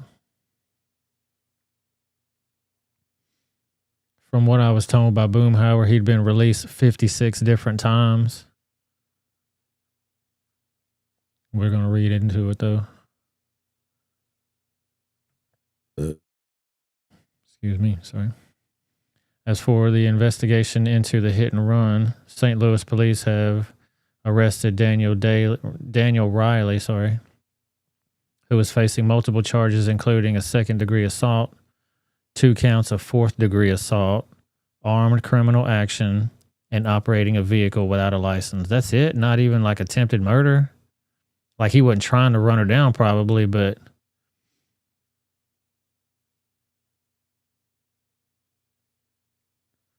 Two other people were also injured in the wreck when the car Riley was driving first crashed into them, and then that car then hit Edmondson. Yeah, so she got pinned in between those cars.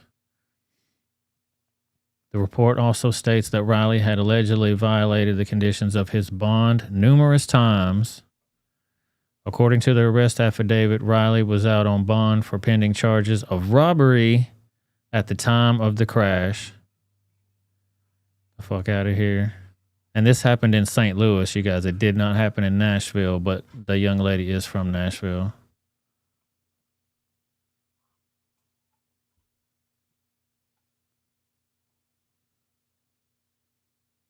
And that's all they give on this dude. Let me find out some more news on this asshole. I wish they had that arrest affidavit right there. I'd go see what all his shit said.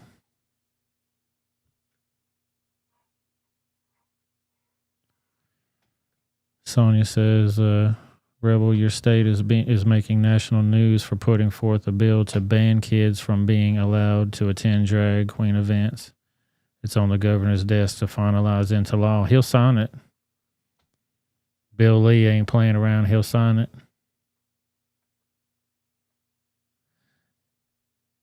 Yeah, that's what I was thinking, Tabasco. Wouldn't that be for vehicular homicide or attempted? I mean, attempted would be like you had malicious intent. That's what you were intending to do.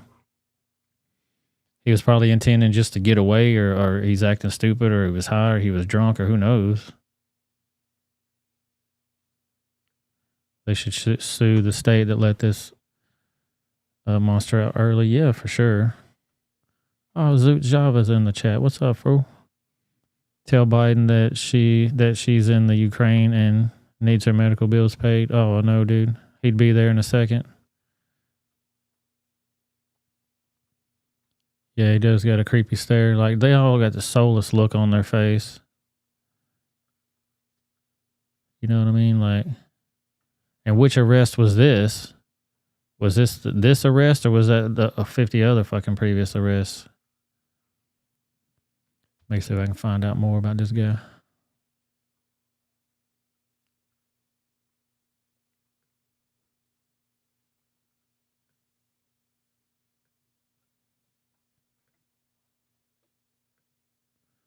Yeah, I mean, in my opinion, Bill Lee would sign that. He seems like a family man, a Christian man.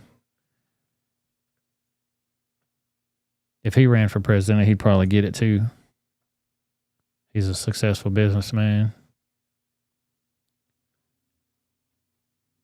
Yeah, here's the article in St. Louis. Man charged with hitting teen in downtown St. Louis violated bond more than 50 times. All right, so I'm going to violate my bond once. Oh, man, my bad. You know, I had to go somewhere. I was trying to get a job. All right, man, we'll let you back out. Second time, whatever your excuse.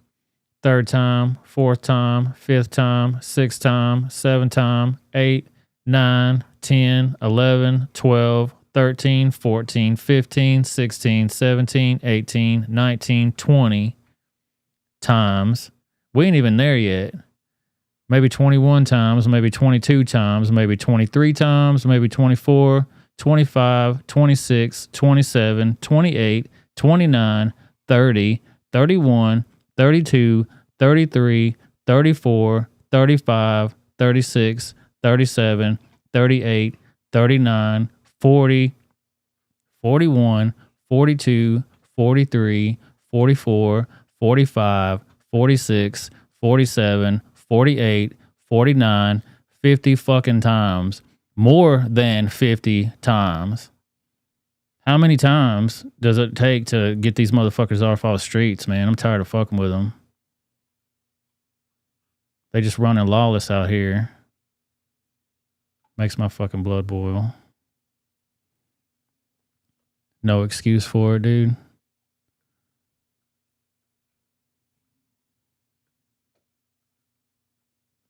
Why won't this article work? It doesn't want to give me anything more than that. I'm sorry, I get heated, y'all.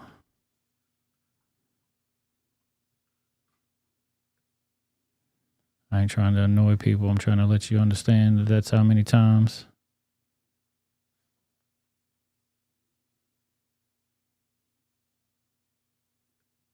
Oh boy, hang on. Look at this goddamn article. If you think I'm counting to 100, you're out of your damn mind. Look at this. News 4 investigates man violated house arrest over 100 times before severe crash. Let's watch this goddamn video. Support grows for Janae Edmondson, the teen who lost both of her legs when a driver hit her downtown Saturday. Tonight, News 4 Investigates is getting to the bottom of why that driver, Daniel Riley, was running free. He had more than 4 dozen bond violations for other crimes. And tonight, News 4 investigator Susan L. Corey reports his bond this time around will not be happening. We spent the day looking into Riley's background and found this. It's his Missouri driver's record and shows the 21-year-old never had a license, meaning he was driving illegally that tragic night. Here's what else we know. Riley was out on bond accused of being armed and stealing a gun in August 2020. That case was supposed to go to trial, but we learned from sources that the St. Louis Circuit Attorney's Office wasn't ready. They ended up having to dismiss the case and refile it the same day. The judge put Riley on house arrest with the GPS tracker. Court records show he violated that 51 times, ranging from not charging the tracker to being out of the house when he wasn't supposed to. In records like these, you can see maps showing him moving around St. Louis. We know that the GPS monitoring was done by a private company that works with the court. They report every violation, and that gets put in the court record. A notice is also sent to prosecutors. According to a statement from St. Louis Circuit Courts, notice is not emailed to judges, meaning it was up to the Circuit Attorney's Office to do something. To date, the Circuit Attorney's Office has never filed a motion to revoke Riley's bond. Records filed today show that Riley claims he's been working in home health care for 4 months, making $15 an hour. We're going to keep asking the Circuit Attorney's Office why they never filed to have Riley's bond taken away and what they're doing to make sure people who don't follow the conditions of their bond are then held accountable. Susan L. Corey, News 4. Held accountable, my asshole. Better wake your ass up, man. That's stupid as hell.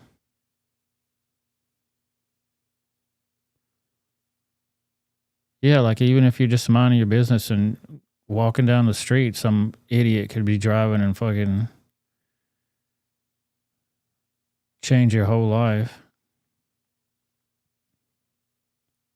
Over 100 bond violations. Like, whoever keeps letting this asshole out, you just need to go to jail. Do you want to take his place? Is that what we're doing? You want to let him be out? Let's let that be a thing. Let's make a law that if you want to let these criminals go, we'll let them go. We'll let them back out onto the street, but you got to take your ass and take their place. Stupid ass judges, stupid ass DAs. Atomic said this is the same couple that prosecuted the lawyer couple. The ones that had, I think she had the little gun or he had the big gun. She had the little gun. They're standing out on their lawn or whatever. People came busting through the fence. Is that the one you're talking about? Won't even get 5 years. Oh, it seems like they ain't even trying to make him have any kind of big charge. What is the point? Beside the degradation of our fucking society. Sonia said, I'm glad her donations are growing. The last thing this poor family needs is to worry about are medical bills or other expenses while caring for her recovery. Yeah, she seemed like a nice kid. You know, she's got her head on straight. Don't deserve this kind of dumb shit happen to him. What details do I have on the driver? Did you see that part, Sonia? Should I play that video again? Because it explains it. Watch this asshole. Investigates. Oops, sorry. Support grows for Janae Edmondson, the teen who lost both of her legs when a driver hit her downtown Saturday. Tonight, News 4 Investigates is getting to the bottom of why that driver, Daniel Riley, was running free. He had more than 4 dozen bond violations for other crimes. 4 dozen bond violations. And tonight, News 4 Investigates. More than. Susan L. Corey reports his bond this time around will not be happening. We spent the day looking into Riley's background and found this. It's his Missouri driver's record and shows the 21-year-old never had a license, meaning he was driving illegally that tragic night. Here's what else we know. Riley was out on bond, accused of being armed and stealing a gun in August 2020. That case was supposed to go to trial, but we learned from sources that the St. Louis Circuit Attorney's Office wasn't ready. They ended up having to dismiss the case and refile it the same day. The judge put Riley on house arrest with the GPS tracker. Court records show he violated that 51 times, ranging from not charging the tracker to being out of the house when he wasn't supposed to. In records like these, you can see maps showing him moving around St. Louis. We know that the GPS monitoring was done by a private company that works with. So they could see him moving around St. Louis because he's had an ankle monitor on this whole time. Get the fuck out of here. The court, they report every violation, and that gets put in the court record. A notice is also sent to prosecutors. According to a statement from St. Louis Circuit Courts, notice is not emailed to judges, meaning it was up to the Circuit Attorney's Office to do. Pause it. When violations like these occur, an entry is made on CaseNet signifying that a filing has been made. This is the same procedure that is followed in every civil and criminal case in Missouri every time a filing is made. Notice that there has been an entry made on the CaseNet is provided via email to the attorneys of record. Such notice is not emailed to judges. Why? Because it has to go through the attorneys first, and then they will decide whether they want to send it to the judge. I think that's a problem. So the such notice is not emailed to judges on any filing on any criminal or civil case. Why not? As with every case, it's the responsibility of the attorneys of record to bring relevant matters to the court's attention by filing and scheduling for hearings and motions deemed appropriate. It is not appropriate for the court to act as an advocate for any side in any case in our system of government. So the judge couldn't say nothing either way. I mean, give him the facts either way. He's a judge. Ain't that the same as withholding evidence? I don't know. It's a technicality, I guess, but something. To date, the Circuit Attorney's Office has never filed a motion to revoke Riley's bond. Records filed they have never filed a motion to revoke his bond after all that shit. Today show that Riley claims he's been working in home health care for 4 months, making $15 an hour. We're going to keep asking the Circuit Attorney's Office why they never filed to have Riley's bond taken away and what they're doing to make sure people who don't follow the conditions of their bond are then held accountable.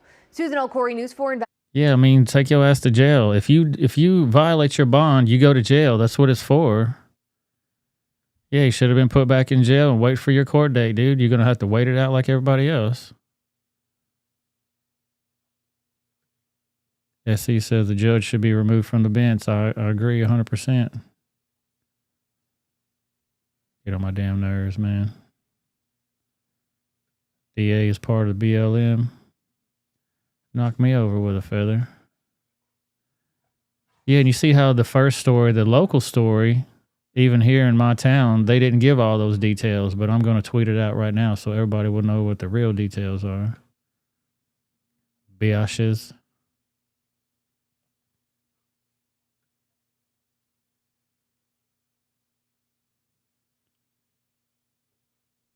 Give me 1 second. I'm going to screenshot this shit too while I'm in it. We're producing real time right here, producing news articles real time. I appreciate y'all being here, man. So very much. Thank you to my rebels. I appreciate you guys so very much for hanging out with me on this beautiful Thursday evening. Listen to these crazy ass news stories, man. I can't believe some of the shit we read sometimes. Also, thank you to my mods. Anthony McQuaid, missing in action. We kept his ass up late last night. Atomic Tabasco in the house. Cat F in the house. Zeta Wichi, MIA. We're not sure where he's at, but the lovely Miss Sonia Scrapbook. She's in there with us. And that's all that matters. Oh, she just went away. Where'd she go?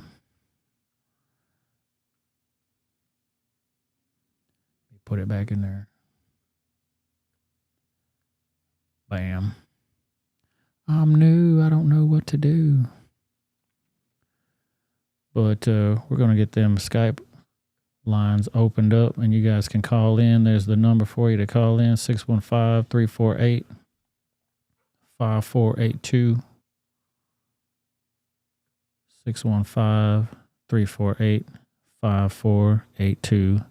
Shout out to all my Rumble folks over there too in the Rumble chat. I appreciate y'all for being here. And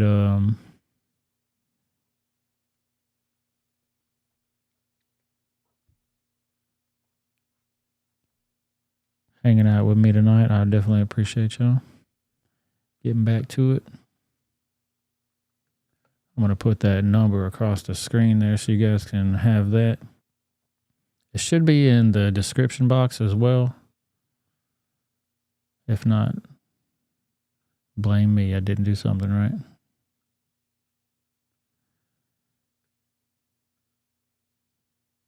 Sonia is always multitasking.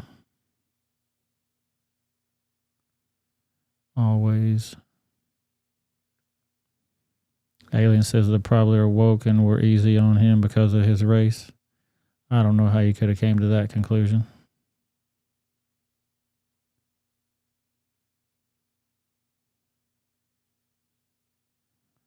Crazy, man.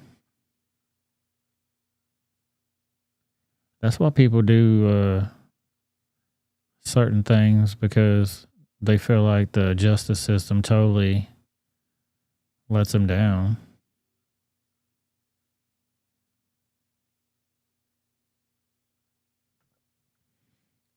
Here's the next one. East Lake County President John Myers are among 6 arrested in a Lake County human trafficking sting. City Council President, y'all. Let's go check this article out.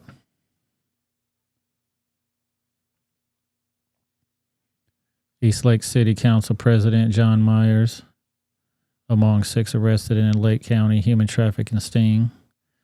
Myers faces third-degree misdemeanor charges of soliciting, which could result in a 60-day jail sentence.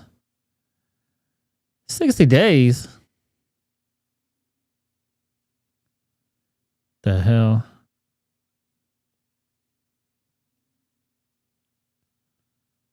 What the hell?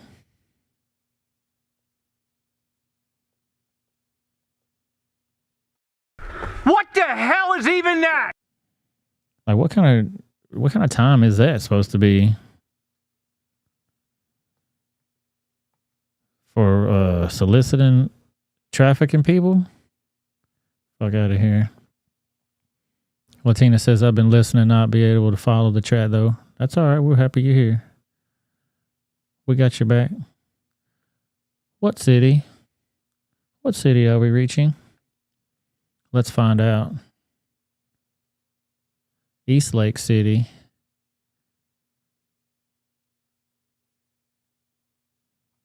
Painesville, Ohio.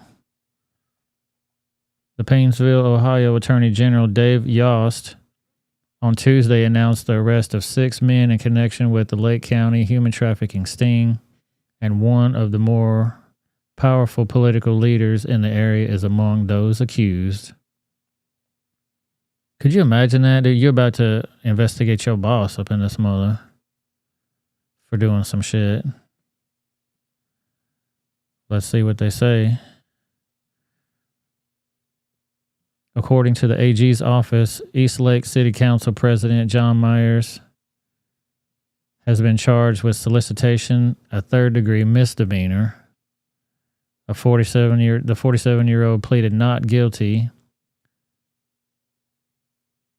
There's that pleaded again. That shit's gonna bother me forever, man. Wednesday in a Willoughby Municipal Court and posted a $5,000 bond. Yost spoke with 3 News today about the sting and the task force working in stopping human trafficking. The message is, don't buy sex in Ohio, he said. If you're buying sex in Ohio, you should be aware you've got highly skilled investigators who are looking for you, and they're going to find you.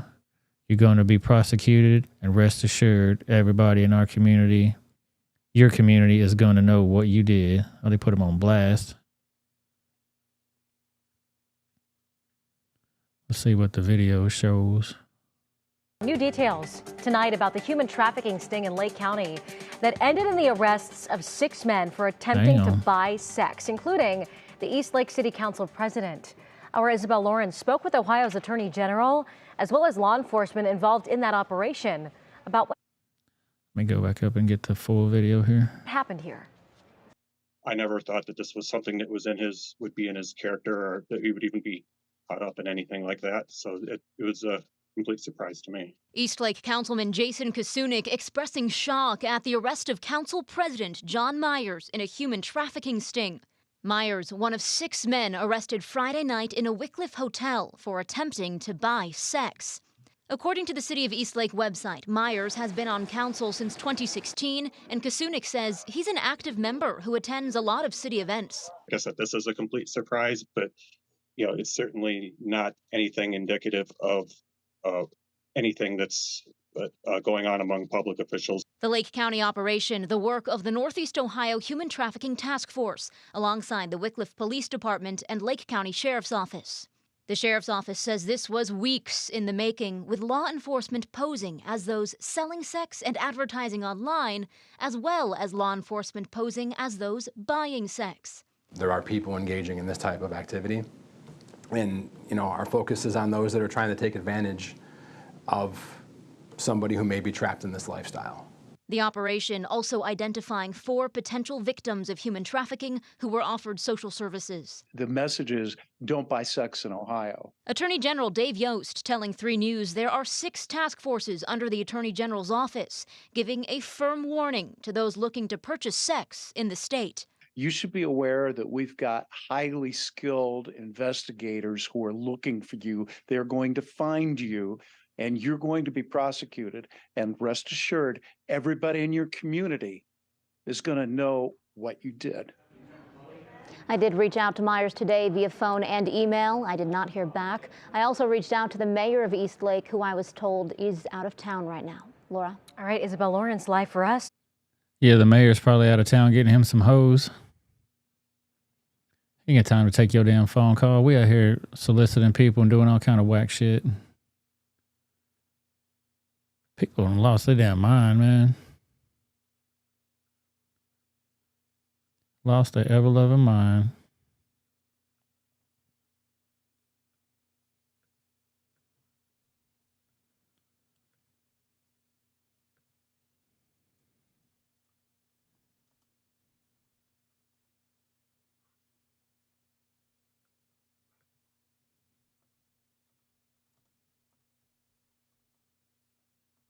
Give me 1 second, y'all.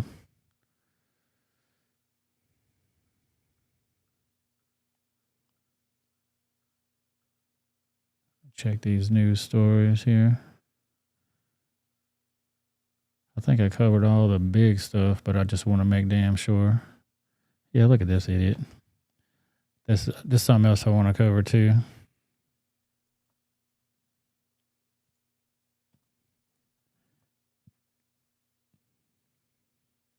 Nobody is talking about the one where Biden was falling down the stairs as soon as he got to Poland. This is him leaving. Everybody's seen this as he's falling up the stairs again.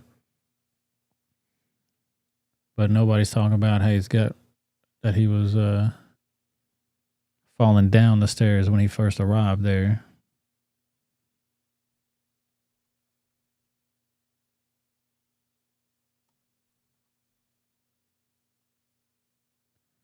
All right, I'm going to give y'all a poll for the after party when we go to Rumble. Do y'all want to do the screening of the Uncle Tom 1? Or do you just want to do music night? Let me know. Yeah, the clean bill of health. Garcia, did you see that damn said that he could do like 80 push-ups or 80 pull-ups or some dumb shit? I'm like, this motherfucker can't even do one pull-up. You can't make me believe Joe Biden can do one pull-up.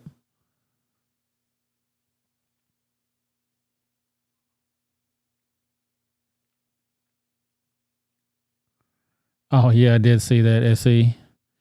Wonder if he had a nice trip. See you next fall. What a dumbass. Like, they were upset that Trump couldn't even walk down a damn... they were saying it was a slippery ramp. I mean, watch your boy here. He's fine. And he's got rain to deal with.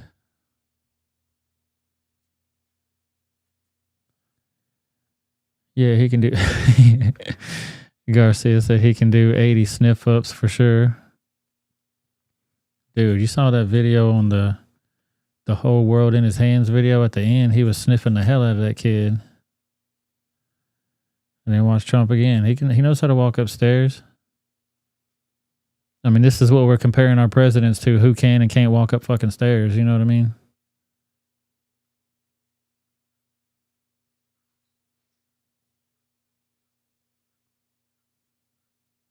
But I got the video of his ass actually falling down the stairs when he arrived there. Need to grab it.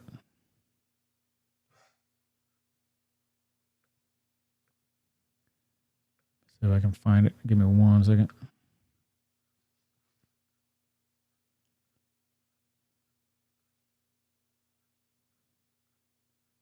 I definitely appreciate y'all hanging out with me tonight.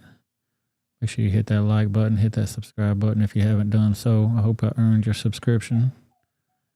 The last I checked, we had 208 subscribers, and I definitely am appreciative of every single one of you guys. I don't take it for granted.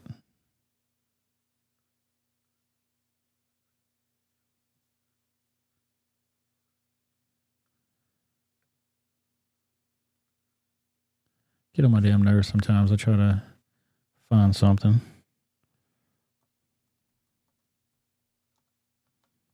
And I can't find it because I got so many damn news stories. There we go. Yeah, could y'all tell me, could you tell us who's falling down these stairs right here? And somebody was saying it was luggage. That shit don't look like luggage to me, man. That's somebody standing up right there getting back up. Was that Josephine falling down the stairs?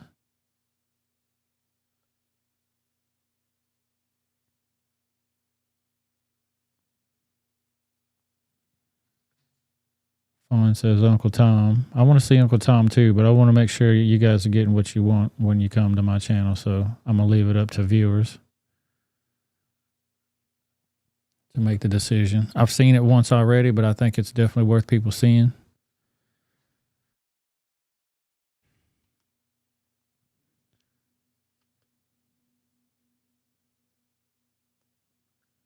What the heck happened to my camera?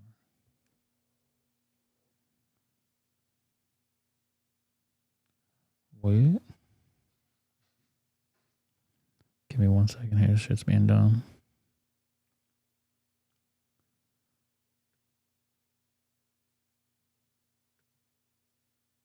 There I am. I'm back.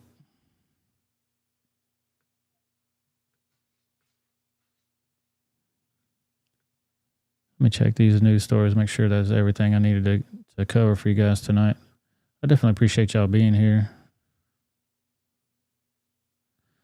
Yeah, I hope you can chat too this time. Yeah, Atomic, that's a great question. When have you ever seen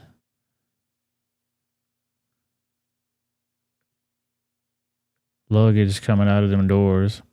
What the hell do you need luggage for on Air Force One? Where's he going? He ain't going to the Hotel Hyatt, you know what I mean? That was not no luggage. I never seen no luggage coming out of that motherfucker ever.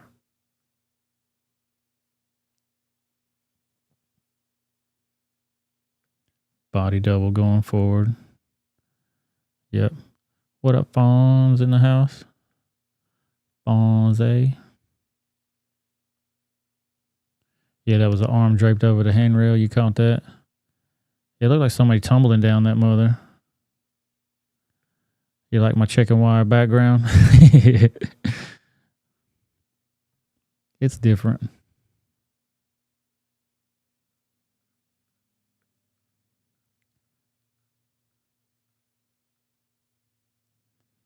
Yeah, why are 5 people running over a suitcase? Yeah, they were trying like hell to keep that suitcase from falling and hitting the ground. Nothing to see here.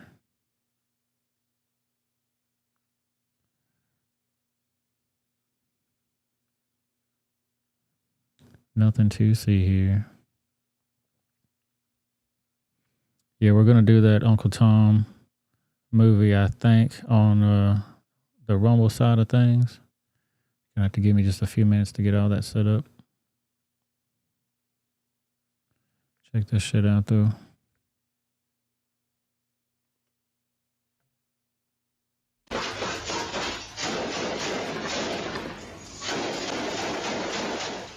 And new today at 4 o'clock, police tell WRAL they've now identified several people involved in this shootout outside of a convenience store and gas station just off I-85 in Henderson. I'm Lena Tillett. And I'm Dan Haggerty. Customers, you can see, ducking for cover, trying to get out of the way, escaping this rapid gunfire. WRAL's Matt Tallhelm is there live to show us what happened, Matt.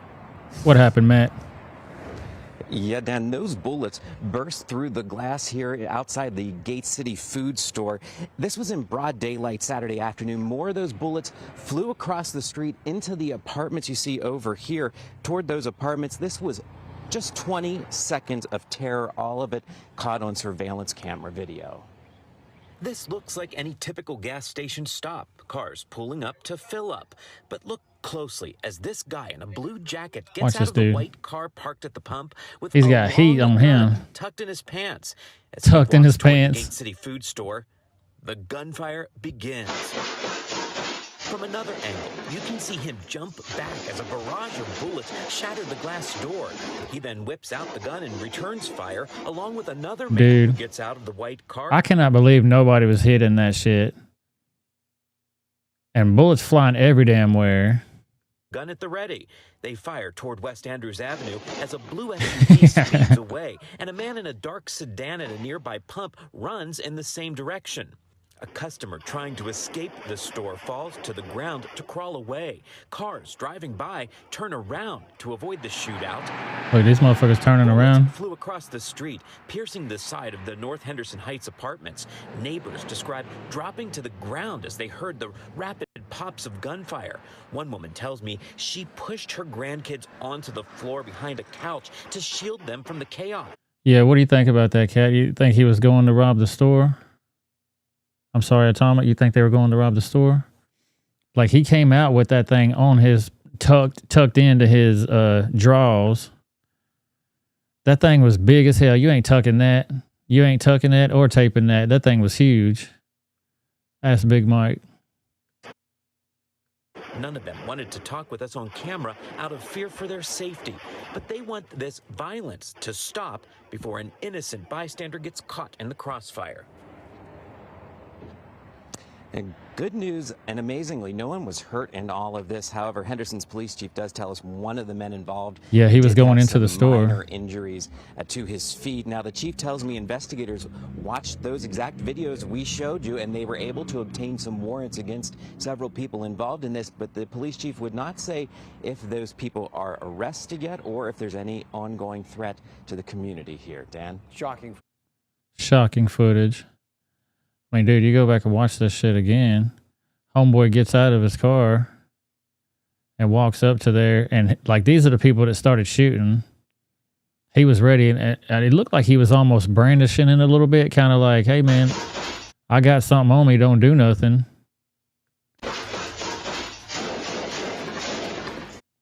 And see, where was he shooting at just then? Like, you can obviously see these people are shooting. I don't know if it's this guy shooting. Was it this guy? He starts going boom, boom, boom in that direction. He definitely ain't pointing at these fools. Were these the ones that shot at him? I'm not sure who was the culprits. And then he tries to get his homeboy involved. Like, he's coming out. He's going up to protect himself through his door. Like, that door ain't going to protect you. That shit's thin as hell. Hopping around like a damn kangaroo. Like, literally dodging bullets. You know what I mean? Yeah, dude, that's what I'm thinking. You could stand right in front and they would shoot all around you like Pulp Fiction. If you take time and get your aim straight, you could take down every one of these fools and not move a fucking muscle if you had to.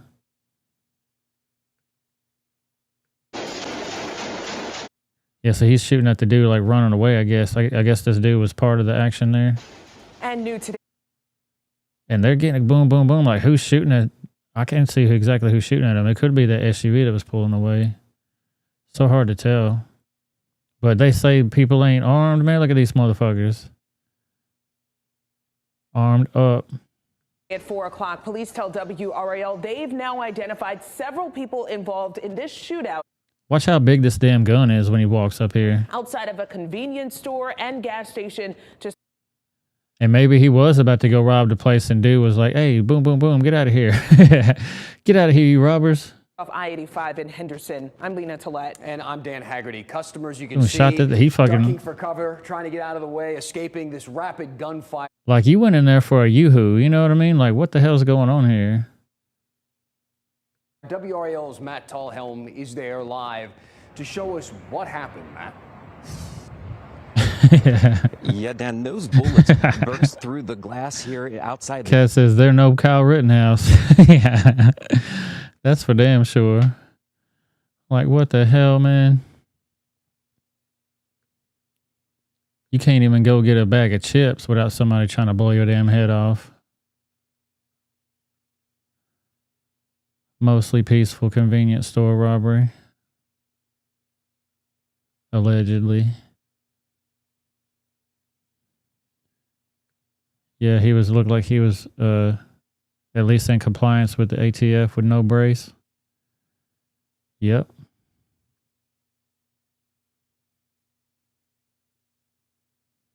Here's Matt Walsh. Sonia was telling you about what Matt Walsh was saying. He's got another rebuttal for conservatives that are lecturing him about being too mean. Jeremy from the YouTube channel The Quartering, Sydney Watson, Amala Ekpanobi from PragerU, and the guys from the podcast Trigonometry. Now, one thing I want to be clear about here is that I'm not mad at any of these people. There are no hard feelings. We can disagree and all that. It's fine. I could have done without the snideness and the lame cheap shot from the Trigonometry guys at the end, especially in the video where they're supposed to be lecturing me about the value of taking the high road. Okay, when you're going to do that, you can't start the video by insulting me, but we'll leave that to the side for now. Instead, all I'd like to do is address the overarching criticism one last time. First, you'll notice the connecting thread. Okay, they all agree that I'm right, that what I said is factually correct, but they think that it goes too far by saying it out loud. Mulvaney's the one running around like some cartoon of a woman, passing out tampons in the women's room and meeting with the president to defend the mutilation of children, but I went too far. Well, see, this is where we differ. Because in the culture war, I don't think it's possible to go too far by speaking truth. The truth is the truth. It is what it is. It's the reality. Are we going to defend it or are we going to conceal it? Are we going to embrace it or are we going to hide from it? You can't have it both ways. When it comes to gender ideology, the truth is ugly. It is brutal and harsh and disgusting. I wish it wasn't that way, but it is. I didn't make it that way. I didn't create the ugliness. I'm merely pointing to it and saying, look at this. Look at it for what it is. But you would rather that I soften the blow a little bit, that I dress the truth up to make it prettier. I don't know why I did that. Go back to it one more time. God dang it. But yeah, he's basically saying, why y'all getting mad at me for? You should be mad. Taking their side, being a bunch of crybabies. And he's just too mean. He's a meanie. Get your ass out of here with that dumbass shit. Who are outside the building and not even... You come along and say that we should ignore the same energy or we will my primary precisely by valuing politeness over truth. We get to protect the feelings of our enemies. And make no mistake, Dylan Mulvaney is our enemy.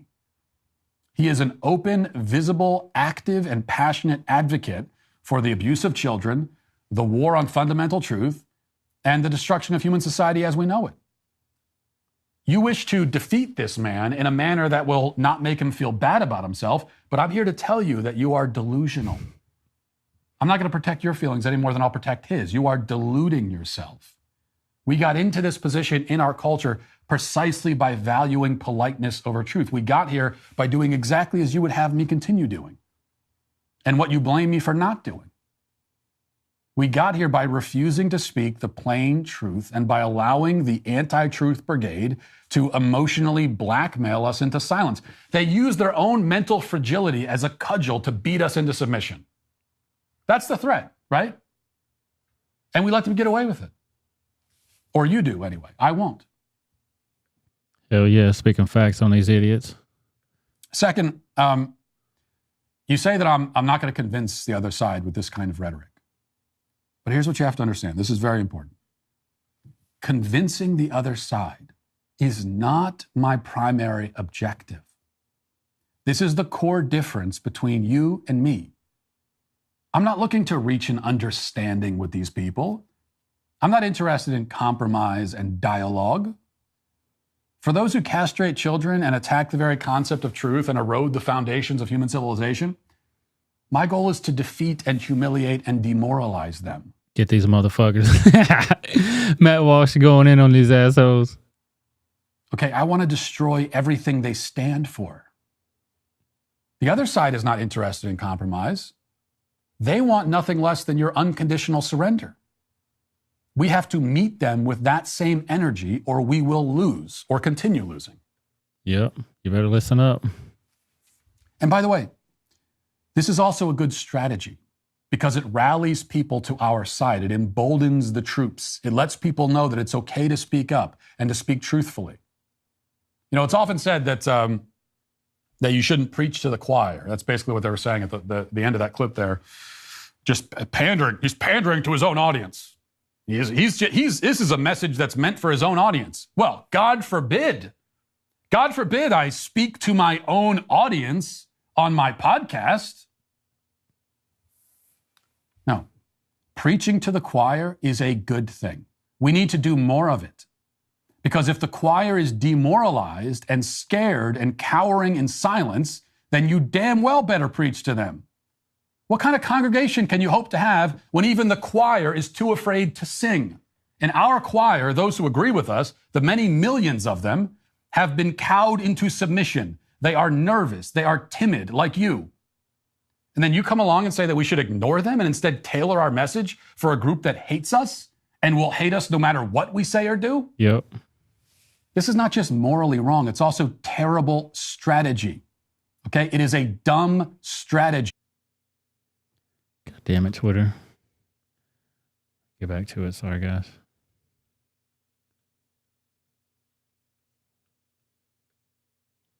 I appreciate y'all being so patient with me with these technical difficulties.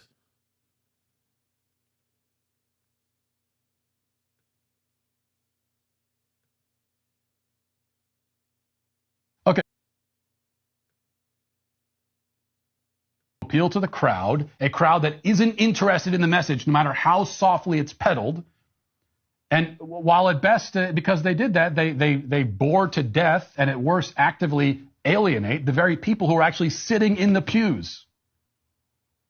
So that's what the churches do. The people sitting in the pews who come to hear it, and then they give their preaching, which is designed to appeal to people who are outside the building and not even sitting there. But the people that are outside the building, they don't come in to hear any more of it. Instead, the people that were actually sitting there get up and leave. Conservatism has made the same mistake. And at what point do we learn the lessons that our own recent history seeks to teach us? Now, you say that we can't win hearts and minds by being nice. Because, by the way, I'm not saying that we're only preaching to the choir. That's not it. We also do want to convince people. But guess what? You don't convince people by being nice. You don't. At least not on a cultural level. Yeah, I hadn't heard any lies yet, man. He's fucking tearing them up. I mean, where did you get this idea? Where did you arrive at this conclusion? That the way to win the culture is by being nice. Is that how the left won the culture? Have you been paying attention at all? They have... The quartering apologized to his subscribers because he was soft. Seized hold of our society, indoctrinating entire generations, and they didn't do it with niceness. They didn't win these flies with honey. They did it by being bold and aggressive and by making their opposition's arguments seem not only wrong, but utterly horrific and insane. That's how they did it. See, it turns out that the tone of your argument is often more important than the substance of it.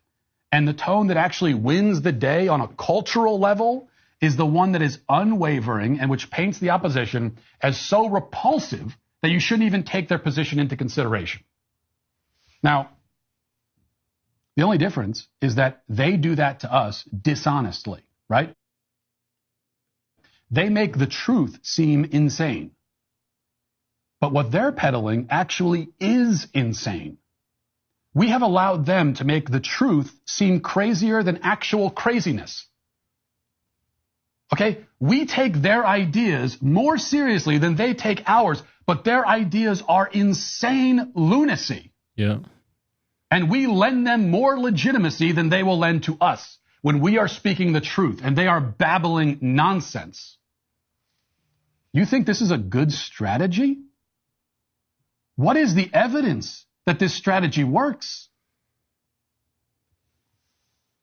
We moderate our tone. We seek to kill them with kindness, while they recruit legions by doing exactly the opposite. Again, I ask you, when will you learn?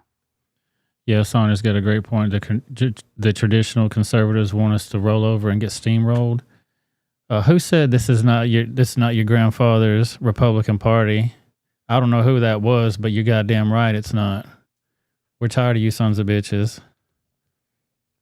And you need people like Matt Walsh to stand up and say something to these fools. Yeah, it's going to hurt your feelings, but is it going to hurt your feelings more than getting your little tallywhacker chopped off or you getting your tits chopped off? Bunch of fucking weirdos, man. Go back to it. Sorry it's taking so long. He's speaking facts, though. We have allowed them to make the truth seem crazier than actual craziness. Okay? We take their ideas more seriously than they take ours, but their ideas are insane lunacy. And we lend them more legitimacy than they will lend to us when we are speaking the truth and they are babbling nonsense. You think this is a good strategy? What is the evidence that this strategy works? We moderate our tone. We seek to kill them with kindness, while they recruit legions by doing exactly the opposite. Again, I ask you, when will you learn? Now, finally, if you sense anger in the words that I use when discussing this topic, you're right. That is one crime I will confess to. I am angry. When I look at what these people have done to our country, the devastation they have wrought on a generation of children and adults alike, the bleakness and ugliness of their worldview, the moral and intellectual chaos they leave in their wake, yes, I get very angry. And when I consider that my own children must inherit this culture, that Dylan Mulvaney and his ilk will prey upon my children and try to turn my own sons and daughters into mutilated, mutant, self-loathing, hollow, twisted shells, just like themselves, well, my anger then turns into more of a boiling rage. And I know that I will do whatever is necessary, and I will speak whatever truths are necessary to protect my kids from this hellish, God-forsaken madness. Now, I have personally heard from many parents, more than I can count, who tell me versions of the same horror story. A beautiful and innocent kid, one day, seemingly out of nowhere, gets sucked into the gender cult and is devoured by it. The child they held as a baby and raised and gave their lives to and loved and still love becomes suddenly unrecognizable. All of their innocence and light and beauty just drained out of them, replaced by this self-cannibalizing madness. For a parent, to see this happen to a child, it is a fate worse than death. I would rather be dead than have that happen to my kids. See, the thing that I most despise about Dylan Mulvaney is that he is part of a movement which actively seeks to turn my children into Dylan Mulvaney. That's why I'm entitled to my anger and to whatever language I use to convey it.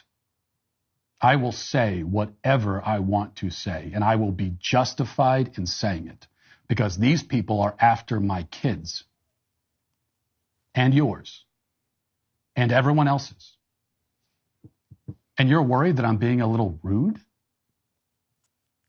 Well, you see, when it comes to my children, the children that I cherish more than my own life, if you think mean words go too far, then you would be very shocked to hear how far I would really go to protect them. Trust me, words are... Fuck every fucking time. Yeah, y'all might want to go get a pregnancy test after this show. After that speech, boy, oh shit, he's fucking giving it to him.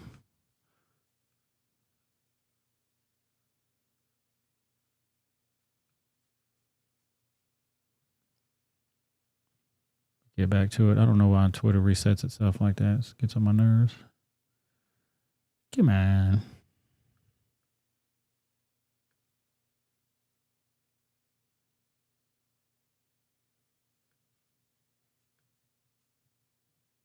necessary to protect my kids from this hellish, God-forsaken madness.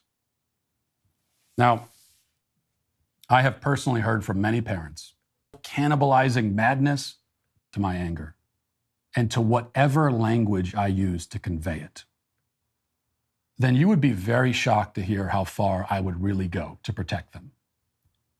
Trust me, words are the least of it. So yes, my words reflect anger because I am angry.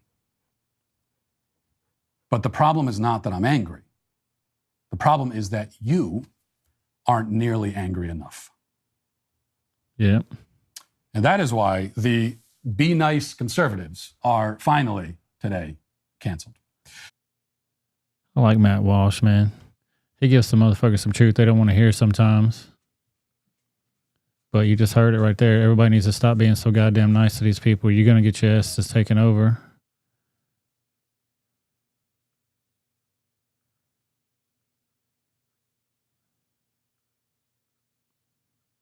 I think that's going to be the end of the show on the YouTube side, though. I definitely appreciate you guys being here. Make sure you hit that like button, hit that subscribe button.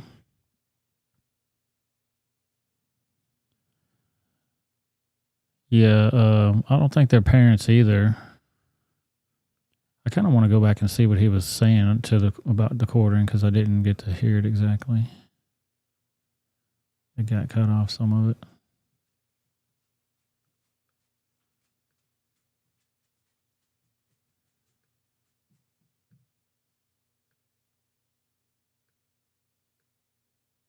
Overarching criticism one last time. First, you'll notice the connecting thread. Okay, they all agree that I'm right, that what I said is factual. Ekpanobi from Ekpanobi from. Okay, so that was from the YouTube channel The Quartering, Sydney Watson, Amala Ekpanobi from PragerU, and the guys from the podcast Trigonometry. Now, one thing I want to be clear about here is that I'm not mad at any of these people. There are no hard feelings. We can disagree and all that. It's fine.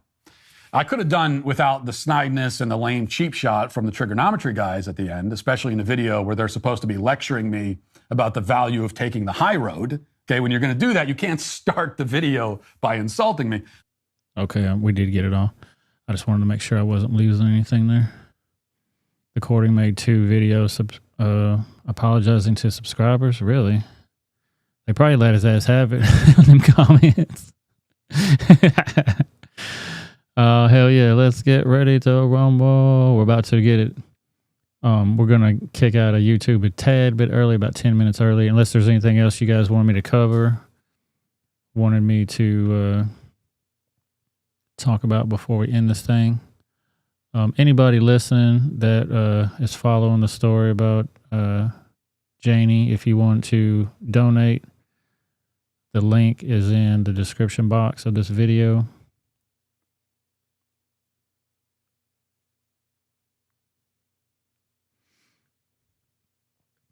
He goes hard on Wonder Woman. I don't remember if I saw that video or not. I respect his views and don't have to agree with everything, but I agree with most things, especially on this topic. Yeah.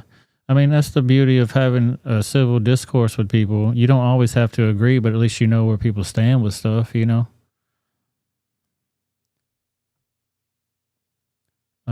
Latina says, most of my comments are being hidden. All of your chats will be hidden without a wrench. See my comment about Civil War. Where are you leaving those comments at? Because like while I'm doing the show, I'm not checking my comments.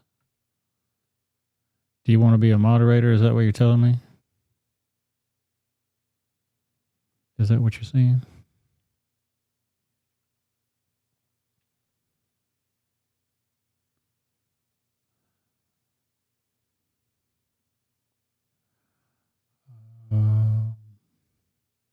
Yeah, she's not a mod here right now, but I can make her one if she wants to be. I don't try to put pressure on people. You do what you like to be. Your comments here in the chat are being hidden. My moderator should be taking care of that. Are you guys seeing her comments come across and you're approving or disapproving her comments? Or you just got a potty mouth and they won't let anything you say come through?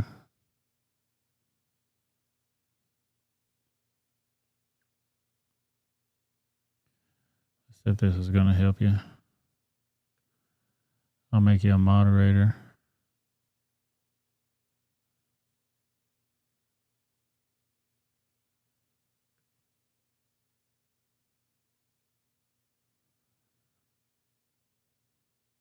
You should have a ranch by your name now, I think.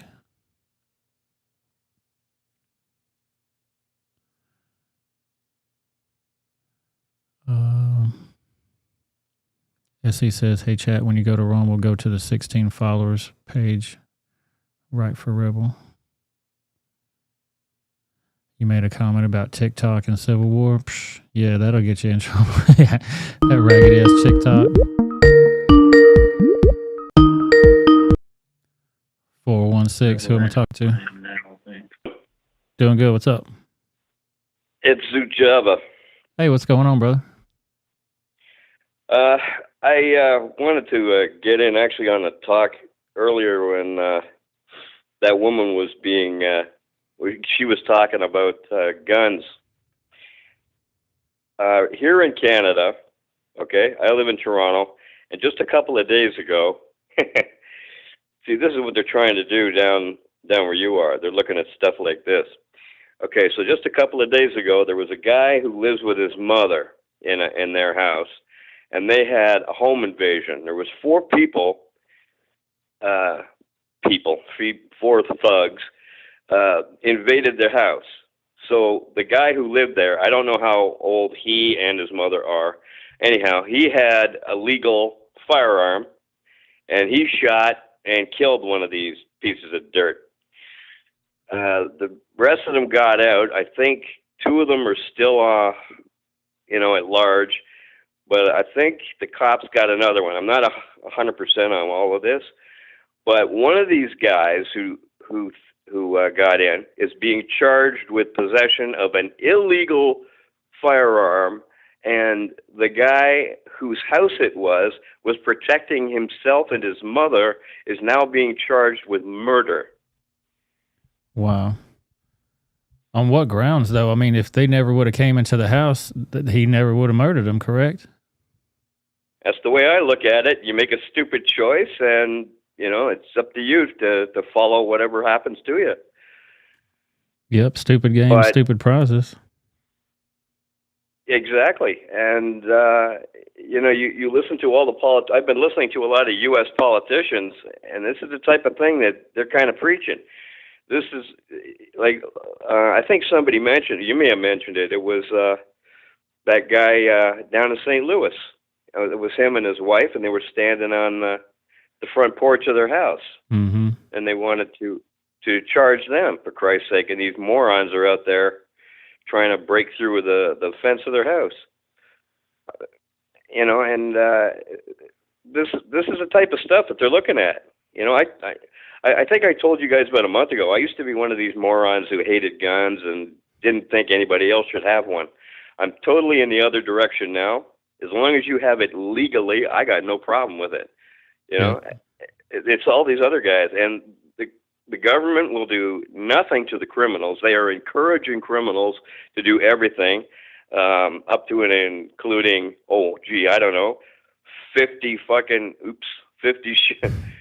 50 times that guy should have been incarcerated. Dude, it was over 100 times. When I got to the second article, they went through the whole affidavit and said it was over 100 times. So I'm sitting here counting to 50. I'm like, wow, you can't go beyond 50. Then the very next article is damn 100 times. I'm like, you can't fucking make this shit up, man. Oh, yeah. I've often thought, if we could go back in time and tell those guys who were going to go and risk their lives in World War II that this is going to be the outcome in about 60 years, like, I would be saying, you know what? Don't go. It ain't worth it. I mean, they sacrificed their life for what? I mean, yeah, you're going to go get yourself killed so that we end up with a society that's a clown show? Guys running around like Dylan Mulvaney and all this other garbage? Yeah, and people are afraid to hurt their feelings. I mean, you were doing a lot more than hurting people's feelings when you landed on that beach. You know what I mean?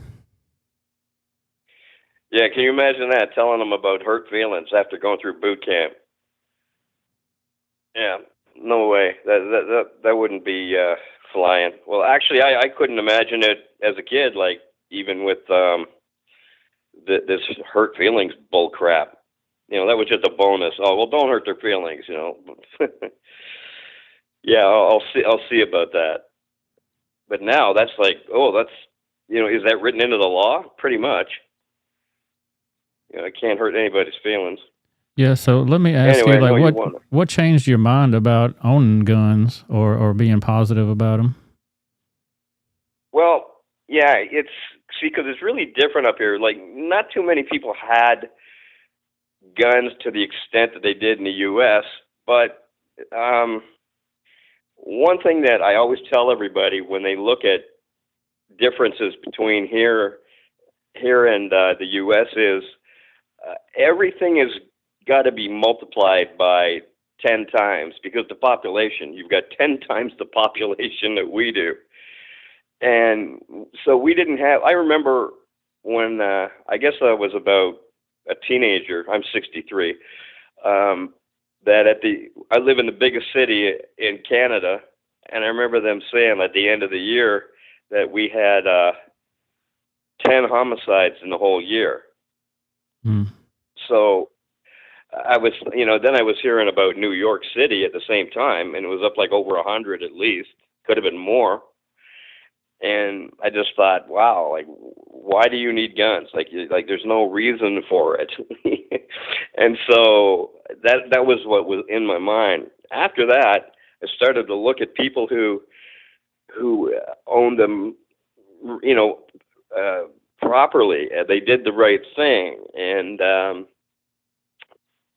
I even met somebody who went to a gun club and stuff like that, and he talked to me about it. And was saying, you know, we train everybody. Safety's like job one here. That's what we're looking at. And what's the big issue is all these dummies who are getting illegal guns. Most of them are getting smuggled up through the U.S. border. Actually, somebody got caught last year with a whole pile of pistols shoved into their gas tank. Wow. Yeah, I don't know how they think they're going to get through with stuff like that. They got pretty advanced technology to detect all that stuff. Oh, yeah, it's unreal. So, actually, even, I don't know if it's here anymore, but I went down to Detroit to play hockey years ago.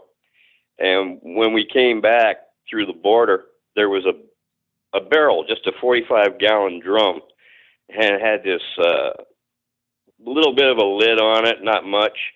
And there was a sign that said, if you have brought, a handgun and you think that you're going to sneak it into the country and you got any second thoughts about it, just deposit it here. Nobody's going to charge you. Nobody's going to say anything about it. So you had a, way to do that. I recall, though, going across, like the first time, and seeing the availability of buying them. It just kind of blew my mind because we just didn't have that up here, right? Yeah. So, but then then I started to look into it. I know a lot of U.S. history also, as well as ours. Actually, I found out that I know a lot of more U.S. history than a lot of American people. Yeah. But it's that's sad. But I looked at the reason why you have guns, and it kind of makes sense. I remember the advert that they put out. It was a group against guns, and they were showing that they didn't have they never thought of like machine guns and stuff like that, or even a semi-automatic. And so what they were thinking was that they're trying to show you that they never thought that you would have the capabilities of killing so many people. And, well, it was also the most terrifying weapon you could possibly think of at the time. So it was scary as hell. Like, it just comes up to the same thing now. If you want to use something that is updated, you're going to be fighting something that's updated also. Yeah, I made the But show. as Go ahead, sir.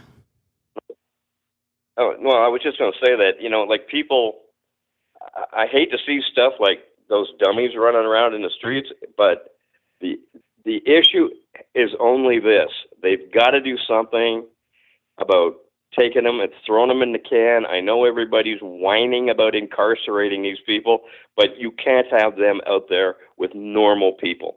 They are the scum of the earth, and I don't care what the reason is. I don't care if they came from a bad background, or they didn't have a father, or they didn't have this, or they didn't have that. I don't care. Mm-hmm. They're out there killing people, and we can't have this crap. Like, why should everybody else who may have the exact same issues as them that they grew up with, why should they be following all the laws and being victims to people like this? I'm sorry, these people like Kathy Hochul and that, they should start sucking it up. And sorry, we care about the real average person out on the street. Yeah, and like I said, if they want to make that exchange, yeah, we'll let them go. We'll let these murderers and killers and gun lawbreakers go, but you're going to have to take their place. Whatever judge, DA, whoever, you're going to spend some time in there. You go in there and wait, and when their court date comes up, then we'll do the switch back, and we'll see what kind of perspective you have then. Well, either that, or I've often said that they should say, okay, I'm going to let this guy go. Yeah, you're going to let him go, and you're going to put him up in your house. Yep, that too. Let them be responsible for him if they put him on house arrest. Just see how, you just see how well they're going to sleep at night, knowing that piece of crap is in their house. Hell, they'd probably make him a sandwich. It'd be all right. That's how absurd they think. Oh man, I don't know. I can't. I just don't know how they process this. Oh yeah, it reminded me of that school. Somebody, I got called a racist the other day. That school in Carmel, Indiana. The one they were showing. It looks like a palace. Oh yeah, the really nice school. And they were complaining that this was racist and all that stuff to have that school. And I said, okay, then take a bunch of inner city kids from Baltimore where they couldn't do math at their own grade level, shove them in that school, and then at the end of the month, let's go and tour the school and see what it looks like. Yeah, exactly. So somebody get it. Said I was a racist for that. Yeah, they don't get the same type of funding, I guess. But, I mean, are you going to put money into something that you know that's just going to be destroyed and deteriorated? All that shit's on purpose anyway, but that's another whole story. The Baltimore schools get almost double the amount of funding per student that school did. I wonder why. I mean, is it based on test scores? Is it based on performance? I don't really know how that comes up, but when you consider it's all a matter of, my son works at a school, and he says it depends on how they want to spend the money. If they want to throw it away, then it gets thrown away. And I got a funny feeling that there's a lot of money going into people's pockets somehow. Yeah, in those money Baltimore laundering. schools. Yeah. If they weren't making money off of it, they'd have a totally different strategy. It's a benefit to them to have people dumb, uneducated, out here doing lawlessness. Well, yeah, if you think about, you're running a school there and you want to make money. Well, you can't just take it and, because some people, that's what somebody said to me. Well, you just can't take it. I said, of course you can't. All you got to do is phone up and say, oh, gee, we've got a problem with the plumbing. And, this guy comes in and you give him certain amount of money to fix the plumbing, and he hands you a little envelope for thanks for calling me and stuff like that. Yeah, it's all just an inside money racket. Yeah, it's just way of doing things like that. It's kind of like Hunter Biden. Yeah, and they got plenty of laws already on the books. If they would just enforce what's there and stop giving everybody so many fucking chances. I agree with giving people chances. It depends on what the charge is that got you in there to begin with and your past records. But Yeah. you only get so many chances. Yeah, if you're in there for a violent offense, I don't see why I should be kissing your butt and trying to reform you, because like it doesn't look like you're going to get reform if you're a violent offender, as they say. No, I'm not into that. But if you got somebody who's shoplifting and somebody who's selling dope and all kinds of crap like that, you might be able to do something with those people. I just don't like people who are out there and they're gonna commit violent offenses to anybody. Like as it is, we've got a ton of problems here now on our subways, and I never would have had any thoughts about going on the subway. Not a problem. And now, like I get on there, I put my back to the wall, I'm watching everybody. Like we've got so much violence going on there, but we're starting to get all these homeless people and crap like that, and they're sleeping in there, and they're all nuts. Yeah, those Nobody subways wants are to say dangerous. they're crazy, and but oh no, the city says we got to have crazy people walking the streets. Terrific. Anyway, I'm going to let you go. You were going to stop the show, I think. Yeah, this is going to be the last call. We're going to end the show here. I'm going to end this stream, actually. I'm going to open up a new stream on Rumble, and we're going to screen that Uncle Tom Part 1. A lot of people haven't seen that yet, but I think it's a great movie, and it's worth watching for sure. Are you going to join us over there? I think I will. Sounds like a good idea. Sounds good, so we'll see you over there.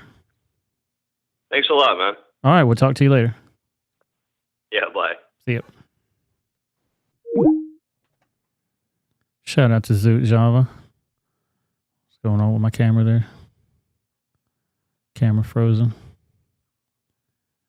All right, guys, I think it's going to be it for the news portion of this show.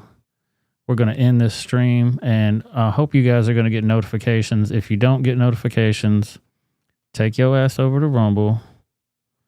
What's going on with this camera now? Anyway, take your ass over to Rumble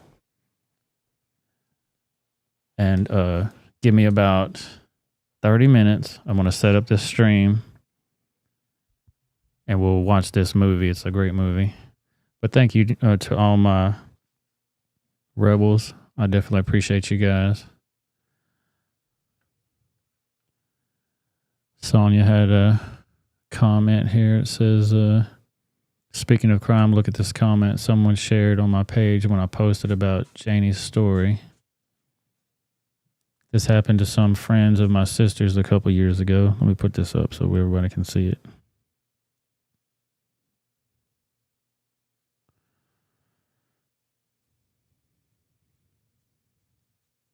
Give me 1 second to get to it so I can do it.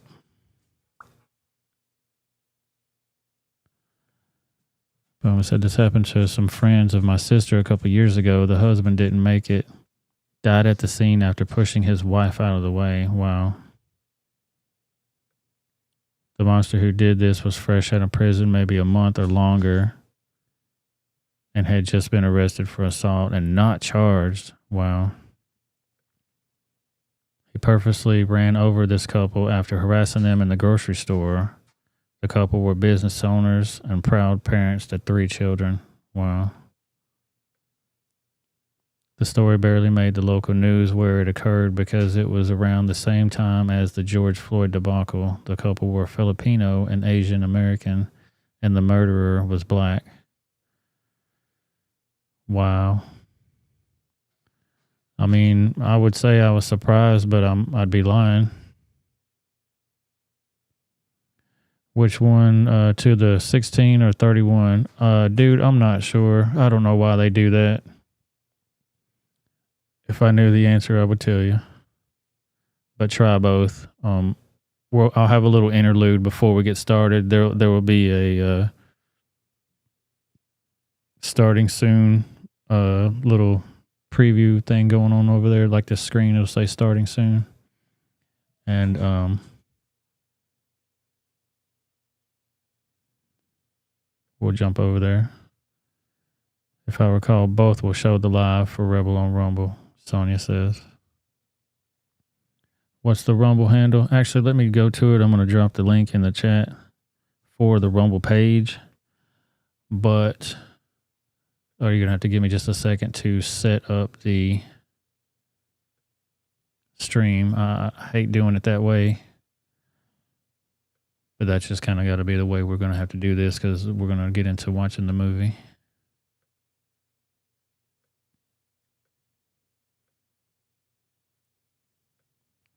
Boom, there's the link to the Rumble page. Just dropped into the chat.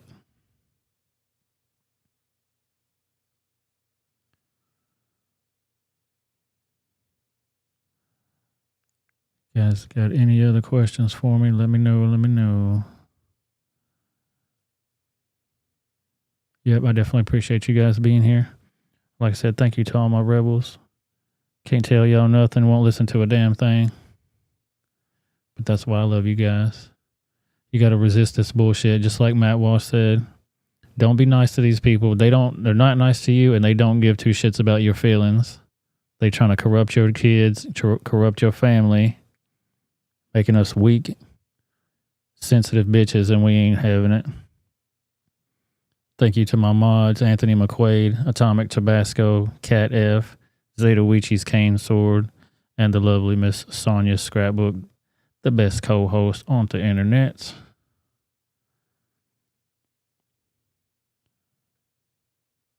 Yeah, chat on Rumble is weird. Peace out, 666. I appreciate you being here. We'll see you guys on the next time. Thank you, Wolverines. I appreciate you. I need to add Latina to my list of mods. Let me write that down.